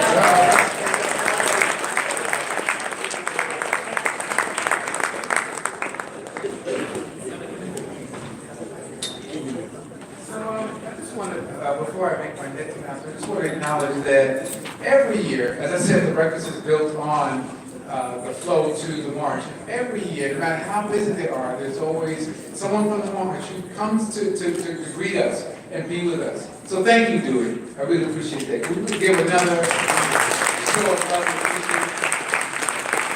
So I would also be remiss if I didn't remind you and urge you that we talked about the march. What I didn't mention was that we have an LGBT honorary marshal every year speaking at the rally. And it is speaking on our, and that marshal is speaking on our behalf. And that marshal this year is none other than Larry L. Scott Walker. So Larry, I'm reminded of, who was that, the Malcolm X eulogy, when it is said that he is our shining black manhood. Larry is an exemplar of shining black manhood. And so, for those of us who are going to be at the march, please stay for the rally and be there so that he has those affirming faces in his midst. So there's a sea of us there to cheer him on, right? Is that good? Yeah. All right, thank you.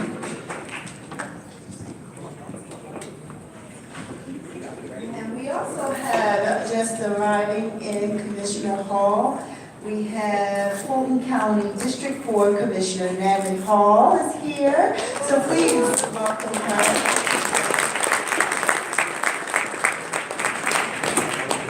Good afternoon, everyone.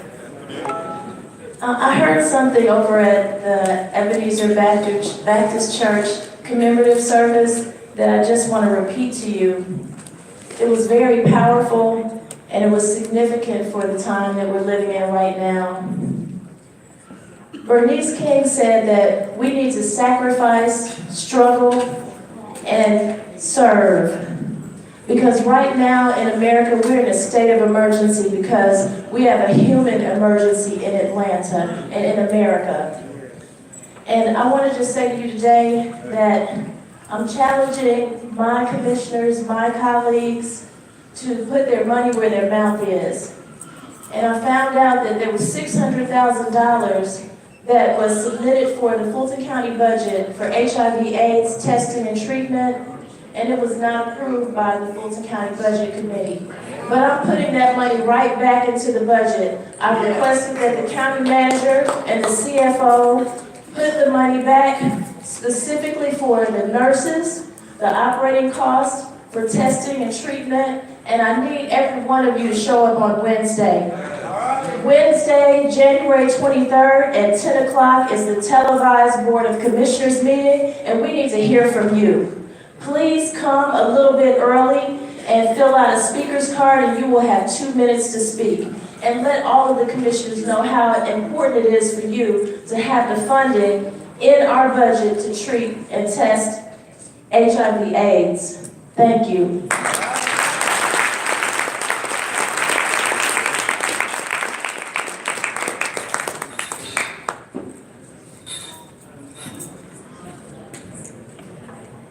All right, y'all feeling all right? You hanging in there?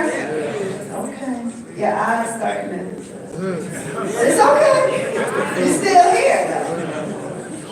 So now we're going to have a wonderful, amazing sister to offer us our charge for the day. Simone Bell.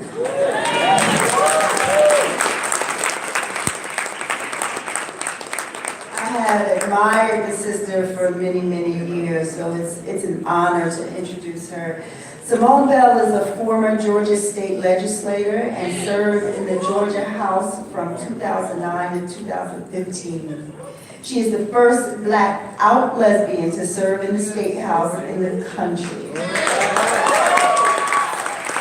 During her time as a legislator, Simone served in a number of leadership roles within the House of Democratic Caucus, including being elected Chief Deputy Whip by her legislative colleagues. Simone is currently the Chief External Affairs Officer for Planned Parenthood Southeast. She leads a team of organizers and state policy managers in Georgia, Alabama, and Mississippi who are committed to ensuring access to and providing comprehensive, reproductive, and complementary health care services in settings which preserve and protect the essential privacy and rights of each individual.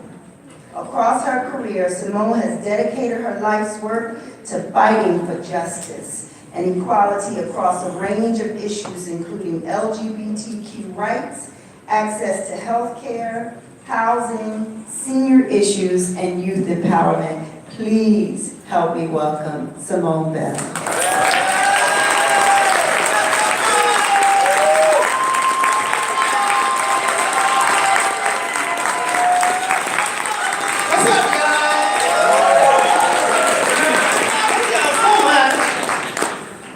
I see so many people I just want to hug. Oh my God, hey y'all. Woo. So Craig reached out and was like, will you speak? I was like, yeah, I'll speak. Then Saturday, he was like, this is what I need you to speak about. I was like, what? I was just going to gave me work to do. Okay, I'm probably going to call out people's names when I see y'all. Hey y'all, I miss y'all so much. So, where will you be? Let me tell you a little bit about where I have been, because I've been many places when they have come, because they did not just start coming. They have been coming. Where do I want to be is on the beach chilling. Get y'all up through Skype or something, saying, hey, mentoring and all that, but right now, I'm over at the Planned Parenthood Southeast, so. Where will you be? Where have I been? I've been a lot of places, y'all. And a lot of those places started with folks in this room today, right now. I've not always held positions that you heard about in my biography. I started as a young person reading the Etc. magazine here in Georgia, finding out what gay people hung out at 19 years old, wanting to know where the black lesbians were. And I would just show up. I didn't know what I was going for, just wanted to hang out. Somebody said they were having something, why not? Let's just go. And that's how I began to meet people. So it's kind of like a form of networking, but really kind of like a stalking thing too. You know, so I got people pictures, and some of y'all was extra cute back in the day. So, you know, Joan Gardner, who became my mentor, you know, she showed up somewhere. I was showing up, honey. Joan Gardner there, black lesbian Joan Gardner. She looked at me like, who's this little girl? Hey, guys. So I started by showing up. I didn't know why I was going. I I just knew that I wanted to go. I knew who I wanted to be around. I watched the people who did the work that I thought I wanted to do. I didn't know that that was going to become a career. I knew, though, that I wanted to be in community with like-minded people who believed in social justice and who believed in human rights. I took a job at Emory University Hospital in my early 20s. And I dropped out of college when I was 19 years old. So I took that job at Emory University Hospital, and I began to see how patients were treated very differently based on what type of insurance coverage they did and or did not have. So for instance, if you had Medicaid, you were ushered into an all-day clinic. You might have patients there from 7 in the morning to 7 or 8 o'clock at night waiting to see the doctor. But if you had Blue Cross and Blue Shield, say from Coca-Cola, we'd get you through, we'd write off your bill after your insurance paid for it. Something in my spirit said, this ain't right. What's right about that? Now you got parents who are taking off work to bring their children to the doctor who are losing an entire day of pay to sit at the doctor's office. So I decided to organize within my department and help create a clinic where parents would be able to come, even if they were on Medicaid, they would get a specific time to be seen. And we would work with parents so that they would be there on time, that we could get them in and out. And sometimes these parents, the children were seeing 2 or 3 different doctors. And so making sure that they had access to care, that all of their doctors were there that day. I wasn't a part of an organization to do that.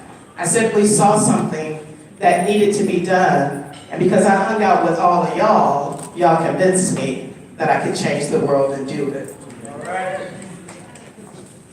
After I hit a glass ceiling, I knew I needed to return to college. In that job at Emory University Health System, it was fine that I was making a difference, but folks didn't want to pay me to do that. They wanted to act like if I didn't come to work, the clinic couldn't survive.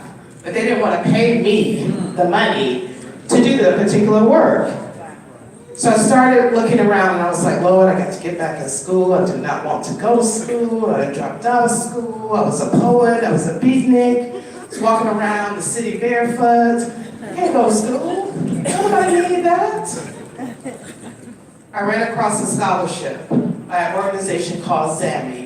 It's an organization that specifically offered a scholarship to out Black lesbian. And I was like, okay, well, let me get a transcript together. Reached out to Fisk University. They was like, girl, you owe us too much money, first of all. So we ain't getting no transcript. Secondly, you ain't really do good that last semester. You know, we ain't gonna calculate that for you. So here I was, a C student with no money, but feeling like I needed to get back into school. Went to Georgia State. Georgia State was like, no, we can't help you. Maybe go somewhere else. It's like, go somewhere else? Yeah, they were like, yeah, try out another college before you come to us. And I'm thinking, okay, if I can get accepted at another college before I come to you, why would I come to you, baby?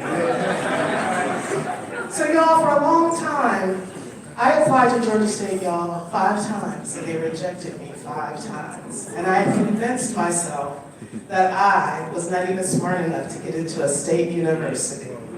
And I said, I will never reach where I want to be in this world. Because, I think I read something on Larry's page where people tell you, unless you get this degree, you can't be who you want to be. Yep.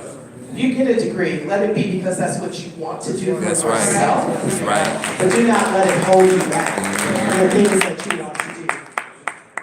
So for 5 long years, I had to figure out a way to make it through without being able to go to college. And I ran across Sammy, and they offered this $1,000 scholarship. At this time, I was at Georgia Perimeter. I think it's DeKalb. No, it's DeKalb College that is Georgia Perimeter. I took 1 class at a time on that $1,000. That $1,000 went a long way, y'all. It got me books.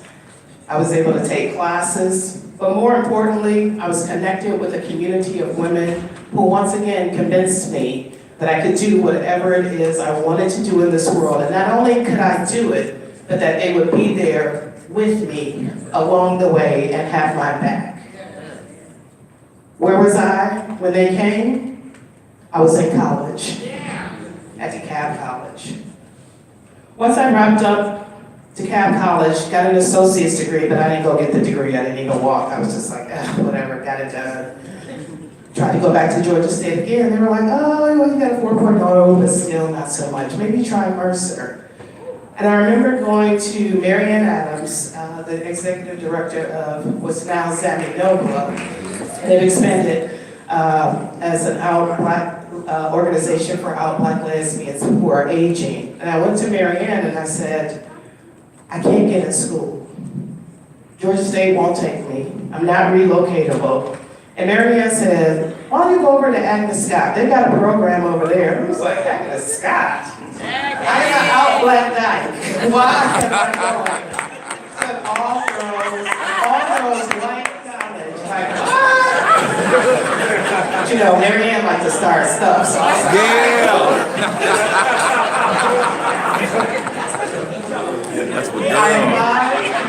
I wrote my essay on what it meant to be a college dropout, how hurtful that was to me, and they let me in. Not only did they let me in, they welcomed me in. They even ushered me in.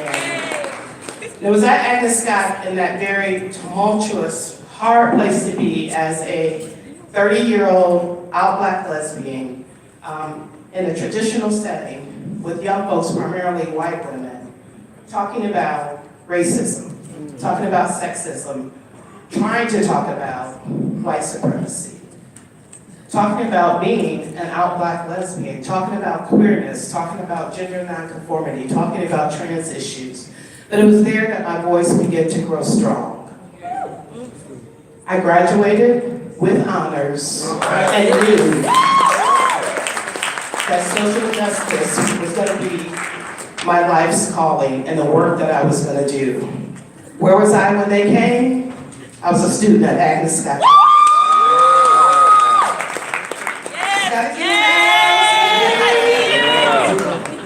Y'all know it was hard. And some of y'all were there with me.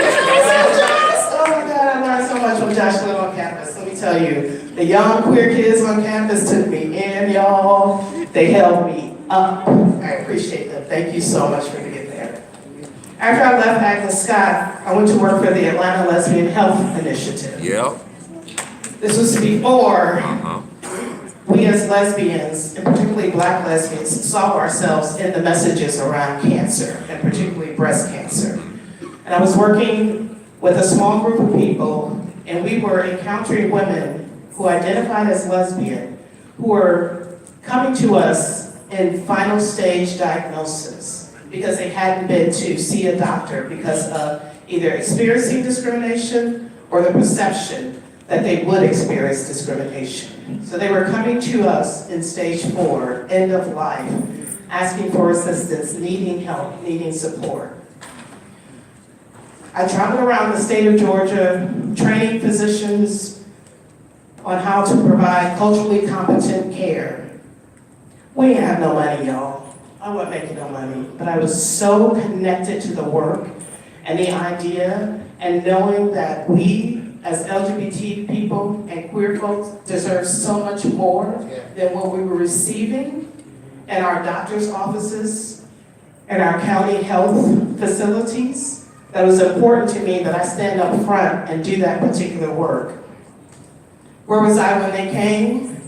During that time, I was a community educator for healthcare and cultural competency for LGBT people and those living with HIV. Then I had the opportunity to go work for Lambda Legal. So friends of mine who I had known said, you know, there's a position that's open, we think you'd be great for it. And I was like, all right, cool. As you can see, I'm an issues person. I'm that person, you know, I'm kind of okay with y'all pushing me up front. Used to be. So I got pushed out front. And I became a community educator in the 10 southern states around LGBT issues. So I'm traveling around and I'm talking about, this is before marriage equality, this is before LGBT people were able to see your partners in the hospital, go into the doctor's office. This was before we had laws that would help us with making sure we had access to housing as LGBT people. I did that work for 3 or 4 years. I was able to do that, once again, because of people in this room who are partnered with to be able to do that particular work. People who I learned from. I had to be taught to undo transphobia, my own transphobia. I learned that from y'all. I learned how to undo that and to become not only an ally, but a comrade in the fight. I learned that while being at Lesbian. So where was I when they came? I was in the 10 southern states whoring myself for the LGBT movement at prides, passing out information, letting our community know about the rights we had and didn't have, and fighting our enemies to make sure they know we were going to show up whether they wanted us there or not. Where will you be? That's where I was. Then I got suckered into running for office. Jeff Graham, who really is a friend, but I always question that at this particular moment when I talk about this, called and asked me to run for office. I was like, I can't run for office. I'm in the street with the people. Yeah. Man, I had combat boots, they were painting everything. With my little rainbow bandana, we're gonna burn something down. Yes, of course. Yep. Now dude talking about, do you want to run for office? I was like, yeah, let's talk about it. We got together the community. I was able to reach back to each of you, lots of folks in this room in the community, who stood by me, who held me up, who knocked on doors, who made phone calls, who gave me $5. Thank y'all so much. And we ran for office and we won. And I say we ran and we won because that's what it was. It was all of us doing that.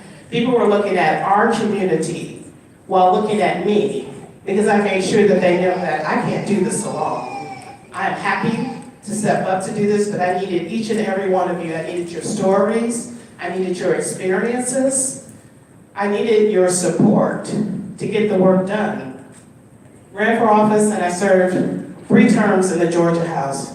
Y'all, that was something else. It was sick and it was twisted. I loved every minute of it. And I'm so glad to be gone. I wanted to shout out Mr. 100 because there was an incident, Representative Dewey McLean, there was an incident where one of my opponents rolled up on me in the Capitol floor and tried to threaten me. And I didn't know Dewey very well, but Dewey, that 6'7" man that just stood up here, stood behind me and said, we ain't letting nothing happen to you today. I don't care who you are or what people think about you. You are ours and we will take care of you. So I want to thank Dewey for doing that. Where was I when they came? I was on the floor of the State House and they came. And doing that work in the State House, it gave me the opportunity to work on a host of issues. Being an out Black lesbian, folks didn't know what to make of me. I didn't know what to make of me in that particular space. Went to work scared every day. Just never know what you're going to encounter. It's crazy up there, y'all. What I came away from knowing after that first session is that we had to not only be in the streets, but we needed to be in the State House as well. And so I made it my responsibility to make sure that we knew that we could get involved with politics. I don't think we knew that before. We didn't see ourselves in it. They told us we didn't have a place to be. We did the personalized politics. But I'm talking downright up in a committee meeting, letting folks have it, speaking our language, standing up for our folks. Where was I when they came? I was sitting behind the table in a committee meeting, roaring y'all on, get up here, say this, we need to hear this. This is our issue, we need to show up. 2015, I decided, this is it for me. I need to move on and do something else. Mark Cannon, Representative Cannon, had been lobbying me around reproductive justice at the House. Literally called her up on Thursday and was like, hey girl, hey. She was like, what's up? I was like, you ready to run for office? She was like, what? I was like, yeah. She was like, yeah. I was like, you ready to start Monday? She accepted the call. She jumped right in there.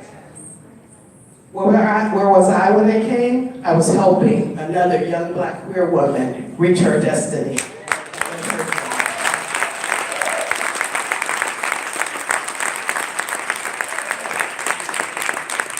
I'm so glad it's her and not me. Always love that girl. After that, I went back to Lorde Legal and I became the boss. I was a regional director, which means I led the work in 10 southern states. The work that I used to do as a community educator, I now came back. I had a voice at the table.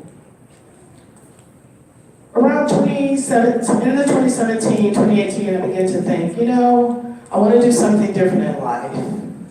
I feel like there's something more that I'm missing, even though I had done all that. And so I started to meditate and I decided I want to do something for women and girls. I want to take my skill set that I've learned and use that for women and girls. So this past September, I accepted a position with Planned Parenthood as their Chief External Affairs Officer. Yes. Where will I be when they come? Right now, I'm at Planned Parenthood, working for women and girls. In between that, all of those things, I did work outside of my job. I did my life's work. I traveled the state of Georgia registering people to vote. This situation we see with voter suppression, this has been going on a long time. Sure has. Tell it, girl. What you saw in this last election was 10 years worth of work that I've done side by side with Stacey Abrams. 10 years it has taken us to get people to realize that we have not been lying about these laws that we pass around voter ID, about shutting down voting and polling places. 10 years worth of work, y'all, in addition to the work I just told you all that I was doing. Fighting to make sure that elders have a voice. This is work that I've done outside of those positions. This was my life's work that I did while I was working. Where I be when they come now? Again, I hope to be on the beach chilling. Mentoring some of y'all and helping y'all understand, helping you go over the ideas that you have and creating those spaces for yourself wherever you are now that they are here. But what I'm sure I will be doing now that they are here and since they have been here is making sure that I stay in community with people, that I have a mentor, that should someone choose to mentor me, that I listen to that mentor, making sure that I am giving back to others, making sure that I'm supporting other people in their movements, finding out where I belong in the scheme of things. We don't have to do everything through an organization. You can start where you are with what you have, and you can do what you can. So where will you be when they come? Be right where you are doing your life's work, whatever that is for you. Thank you.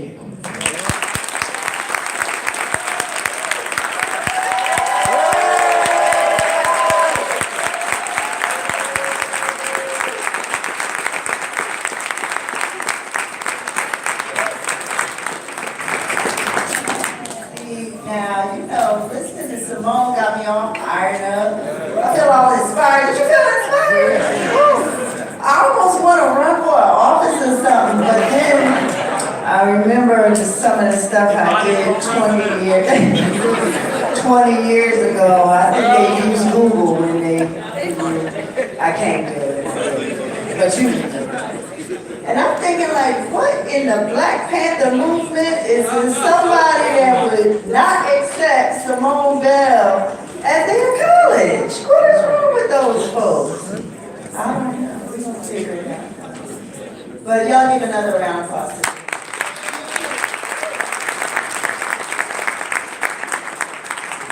So now we have the babies, y'all. We have the young folks coming up to do a performance for us. So come on out, y'all. Big old round of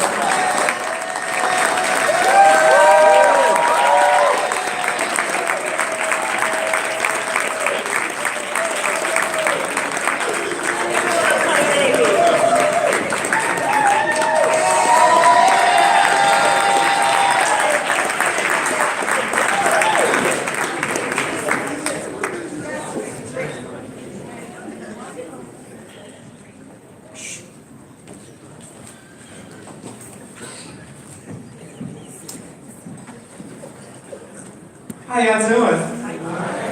Say hello to the babies and the children of the movement.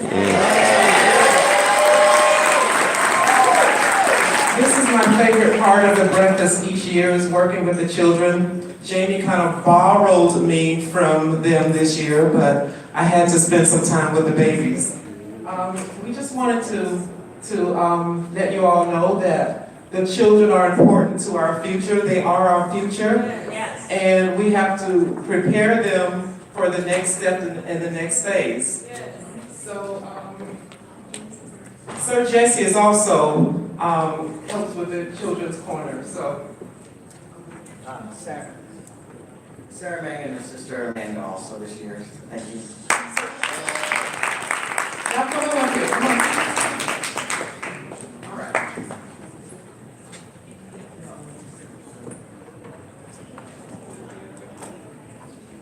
We had much more younger people than this, but some of them had to go earlier with their parents. So let's give the kids a round of applause.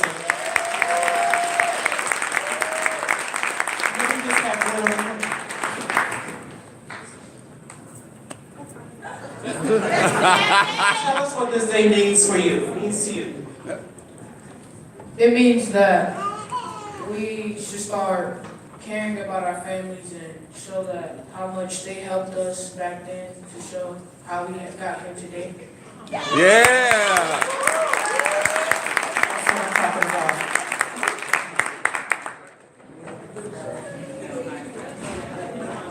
Come on. Tell us what this day means to you. This day means to us for how Martin Luther King Jr. helped us to be who we are. Yeah. Rowan. Come here, Rowan. What does this day mean to you? To me, it means All right. that we should all be kind to one another. Every single one of us. Just take a moment and appreciate what everyone's doing. Yeah. Did y'all hear that?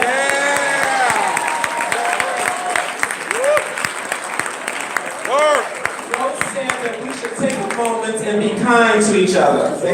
So today, before you leave here, grab someone and give them a hug and say, how you doing? Yeah. All right, let's hear it one more time for our babies. And this middle one, I think like maybe three or four people tried to get her to go to sleep. And then when I grabbed, I have the magic touch. Look at her with her adorable self. Thank y'all so much.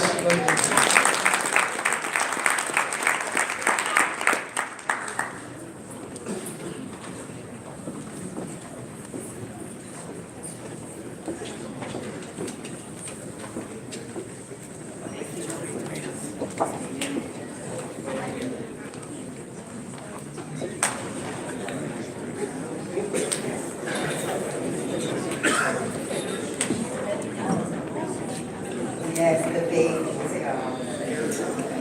Well, we have a treat for you right now.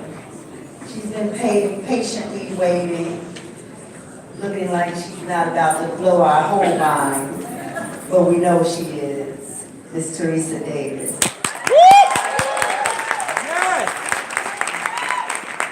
Teresa is an educator, storyteller, poet, author, poetry slam champion, and a host of the award-winning Open Mic Java Speaks. She has performed on stages across the nation as a poet and keynote speaker. She was a classroom teacher for over 25 years, specializing in cross-curricular education. As a slam poet, Teresa has competed individually and on teams for over a decade, and in 2011 won the Women of the World Poetry Slam. In May 2013, her first full collection of poems entitled After This We Go Dark was published by Sibling Rivalry Press. After This We Go Dark became an American Library Association honoree, and the book can now be checked out in local and college libraries around the world.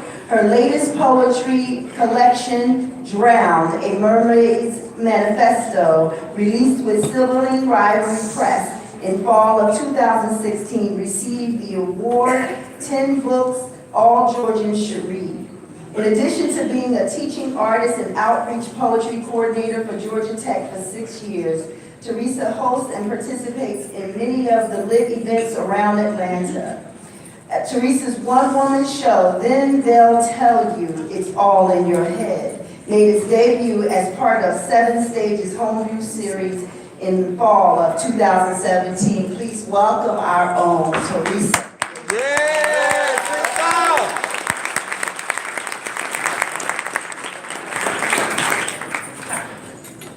Thank you all.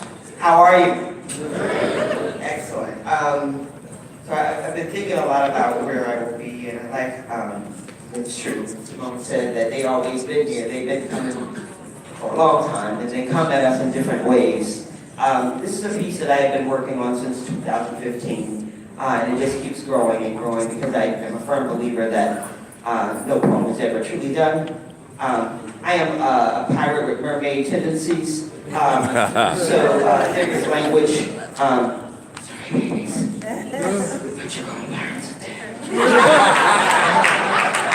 So where I will be is writing, sharing my voice with those who don't want me to share my voice. Continue to be run out of sometimes, welcomed in others. This is called Why I Write. I write because sometimes this shit don't make sense. And when I say shit, I could mean life for the world and the people in it. I could mean this real time that feels like chokeholds and no accountability, like acquittals and coffins, like we are all at some dance party and no one knows the moves, but we keep moving, keep dancing to the contradictions, because to stop is be consumed by all this madness. I write because if I don't, the world might shift, shrug me off like a fly, a leaf, a dangling participle on the wrong side of my noose. I write because America has a short-ass memory, alters events so it looks better in the light, the way it thinks it has always been here, believes it never took the land, took the people, erected and turned in caps where its own citizens took an idea and twisted it to the tune of white supremacy and oppression. And when America is reminded of this, it demands reparations from the displaced, from the erased, and from the forgotten, and I refuse to pay the price that comes with holding my tongue. I write because affluenza is a thing. I write because love hurts always, even when it's good, especially when it's bad. Writing keeps the fissures in my heart from filling with concrete. I write to maintain my soft, to stall myself before I turn mason, start building walls that will prevent new love from finding me safe haven. I write because I never want to lose sight of love. I write because some folk feel the need to give unsolicited advice and get confused when I turn Chernobyl on their asses like they should get a pass. Didn't work for that one guy at the Peace Festival last weekend who approached me after I shared a poem about a girl I loved and I never told her because fear, because gun-shy. Thought if she listened to the poem she would know. I'll never know if she did because she is dead. Now, when I share those words, it's like a declaration of love wrapped in a funeral, and I grieve every time the way I choose to grieve. Sometimes with a smoke or a whiskey, and then he yells, "Stop doing that. Those things will kill you," says it like an order. So I nuclear meltdown because I did not ask for his intrusion. I am grieving over here. So I reply, "You know what else will kill you? Coming back from a jazz festival in an 18-wheeler, taking out the side of the car you are riding in, or living in a country where men think they can tell women what the fuck to do, and there, it's his retreating crack. I might have raised my voice. My hands were not busy. Maybe I could have dulled my grief. I might have written a response that did not disturb the peace at the Peace Festival, but today I find the idea of peace disturbing. I write to resist the urge to punch the world in the face. I write to stay human, to stay grounded, to stay open, to never lose the love I have for humanity, to remember the joy and loss and everything in between. I write because I almost told my children a lie. From the time I stopped being home, promoted to the roommate paying all the bills, I instilled in my children daily, live your life to the fullest. Pursue your dreams. Don't let anyone use kids to define your possibility, only to wake up one day and find myself hobbled by comfort. Preaching but not practicing a damn thing. Pushing legacy while I push myself not to act. I write because I refuse to be a liar in my children's eyes. I write because 2016 snatched all the stars out of the sky and I am still reeling. I know, had it not been for the brilliance of Bowie and Prince, I would not know how to be this uniquely me. This is why I am troubled. Because there's a generation of folk coming up who will not experience this freedom music unless someone tells them I write. Because 2017 had billionaires flying high, inciting conflict and hoping for corpses. And 2018 left us shocked, covered in hashtag and caution tape, looking forward to 2018, and I'm looking towards 2019 like, sup, I ain't scared of you. You will not shake me, and I never drown. I write, because when they come for me, my tongue will be steady, slick, sharp. And they will come, wrapped in cocky condemnation, their racism sanctioned by men in white houses. They will erect camps again, demand walls to barricade all shades of brown and deeper with their ignorance, a whirlwind while our bodies become bargaining chips tossed around by adult toddlers. I write, because that's the poet's job, to keep the truth tucked away, to remind those who forget what they have forgotten. I write, because I cannot sing, but I could. But you don't really want to hear. That is why I write.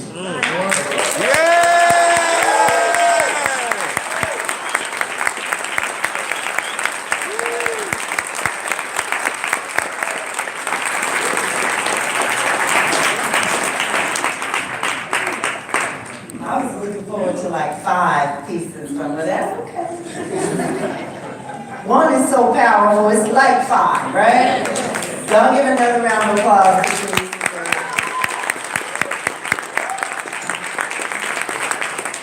I love her, love her. So we are coming to the end, y'all. You made it. You made it, you are still sitting here, still smiling. Well, most of you still smiling. So I want to thank you for allowing me to be with you as your host and MC for the day. Thank you so much. I want to say thank you to the people in my life who are, they see me as more fabulous than I might see myself, so it helps me think I'm fabulous. And I want to say thank you to those people. That's my wife, right here, who despises me pointing her out, but that's her. And my low-key manager, Ebony, and I travel with my own paparazzi, y'all. But I take my pictures because you can't play with people with pictures on you. They don't care how you look. They put you out there, a piece of broccoli hanging out. I said, I know what y'all. I need my own paparazzi. That's him. That's Joseph Levinson, a bad photographer. Right. So I want to say thank you to Craig and Darlene for allowing me to share in this day and be back in a space that has always made me feel whole. Thank you. Come on, y'all can do better than that. Good applause.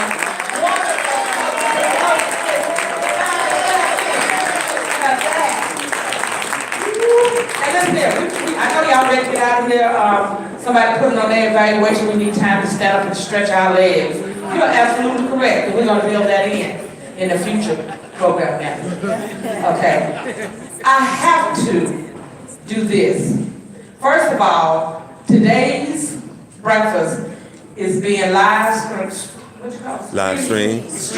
I said screaming. Live streaming by Nico Evans. Meak Production. Meak Production. On YouTube. And it's on YouTube, how about that? Nico captures everything. He's documenting us. Alvin is also here. He's our main photographer and do all of our videography. He's gonna cover the bar. Alvin! As a service to this community. And now listen, y'all wonder how this happened. I want y'all to give it up for the people in them orange shirts, the volunteers. If they and everybody the volunteers on your way out, tell them thank you. Take my I'm hearing it just off, because it just seems like y'all doing like this right here. I like this right here.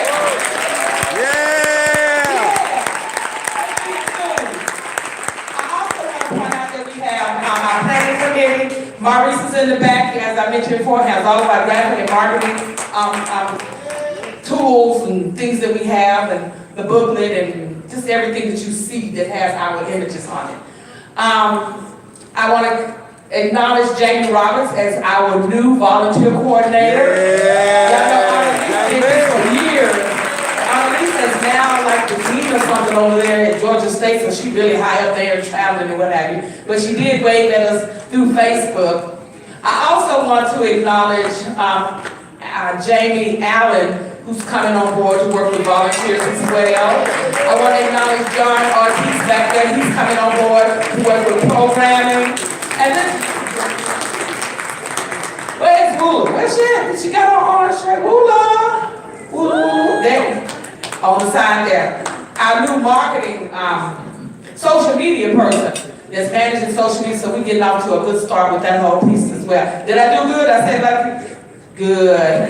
To our evaluation person, again, Mary Ann, thank you for putting together this tour. I think y'all doing a pretty good job, but I still see some orange papers on the table, and I shouldn't. Some people tore off a piece of picked the teeth. I guess that's okay, as long as you fill it out and hand it in. Okay? I want to thank this planning committee. You know, and I want to acknowledge that Ash Hernandez is not here, is home recovering from surgery. So let's send out some positive vibes to Ash, because you know, Ash used to be kind of holding this down. But Imani came in, and again, thank you again, Imani, for being here. Okay, I think my mama's like, it's really, really time to go now, darling. It's really time to go, mama. It's time to go, mama. Yeah, she said it's time to go. But he gonna let us go. So a couple of things. I also want to thank once again our honorary LGBT Marshal, Barry L. Scott Walker. And I also want to say, we mentioned this before, but it's really important. Part of the cycle of life and the cycle of movements is that there is growth, evolution, and transition. We need new leadership. And so I can say for me personally that I'm planning to shift to a different relationship with the breakfast. I'll always be a supporter, in some way involved, but you know, life goes on. Okay. And next year, the next breakfast, I'll be preparing for my 60th birthday. And so, where I will be is also enjoying getting the most out of my life, right? And also where I will be is preparing and supporting new leadership coming in. My partner, Maurice Anthony, sitting over here, smile, is very much an encouragement. Has encouraged me in terms of taking care of myself. So another place I will be is self-care. So I want to thank you so much for being a part of this and being such an inspiration for us. This is why we do what we do, and we together make the breakfast. So thank you. And one more thing. Which is probably one of the coolest things about this event is you don't know who's going to come. But I just want you all to just look at the little lady in the red. That is the niece of Bayard Rustin, who's looking behind her, shaking her head. On the way out, just say something to her and let her know how much we appreciated the life of Bayard Rustin and the contribution that he made to the civil rights movement. She just popped by to just see just what are we doing. Did we do a good job? All right then. With that being said, everybody, no evaluations will be left on these tables undone. So if you gotta do it, do it. All right? All right. You are now dismissed from this place. Please meet us at the corner of Peachtree and Ellis. There are signs out front. And then, thank you for the giving. I felt it in my pocket, but remember you can still go to RustinLordeATL.com, hit that GoFundMe page, and you'll be able to give.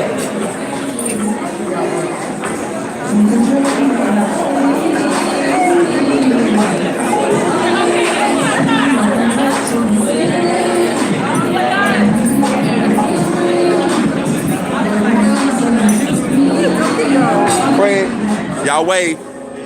Say thank you.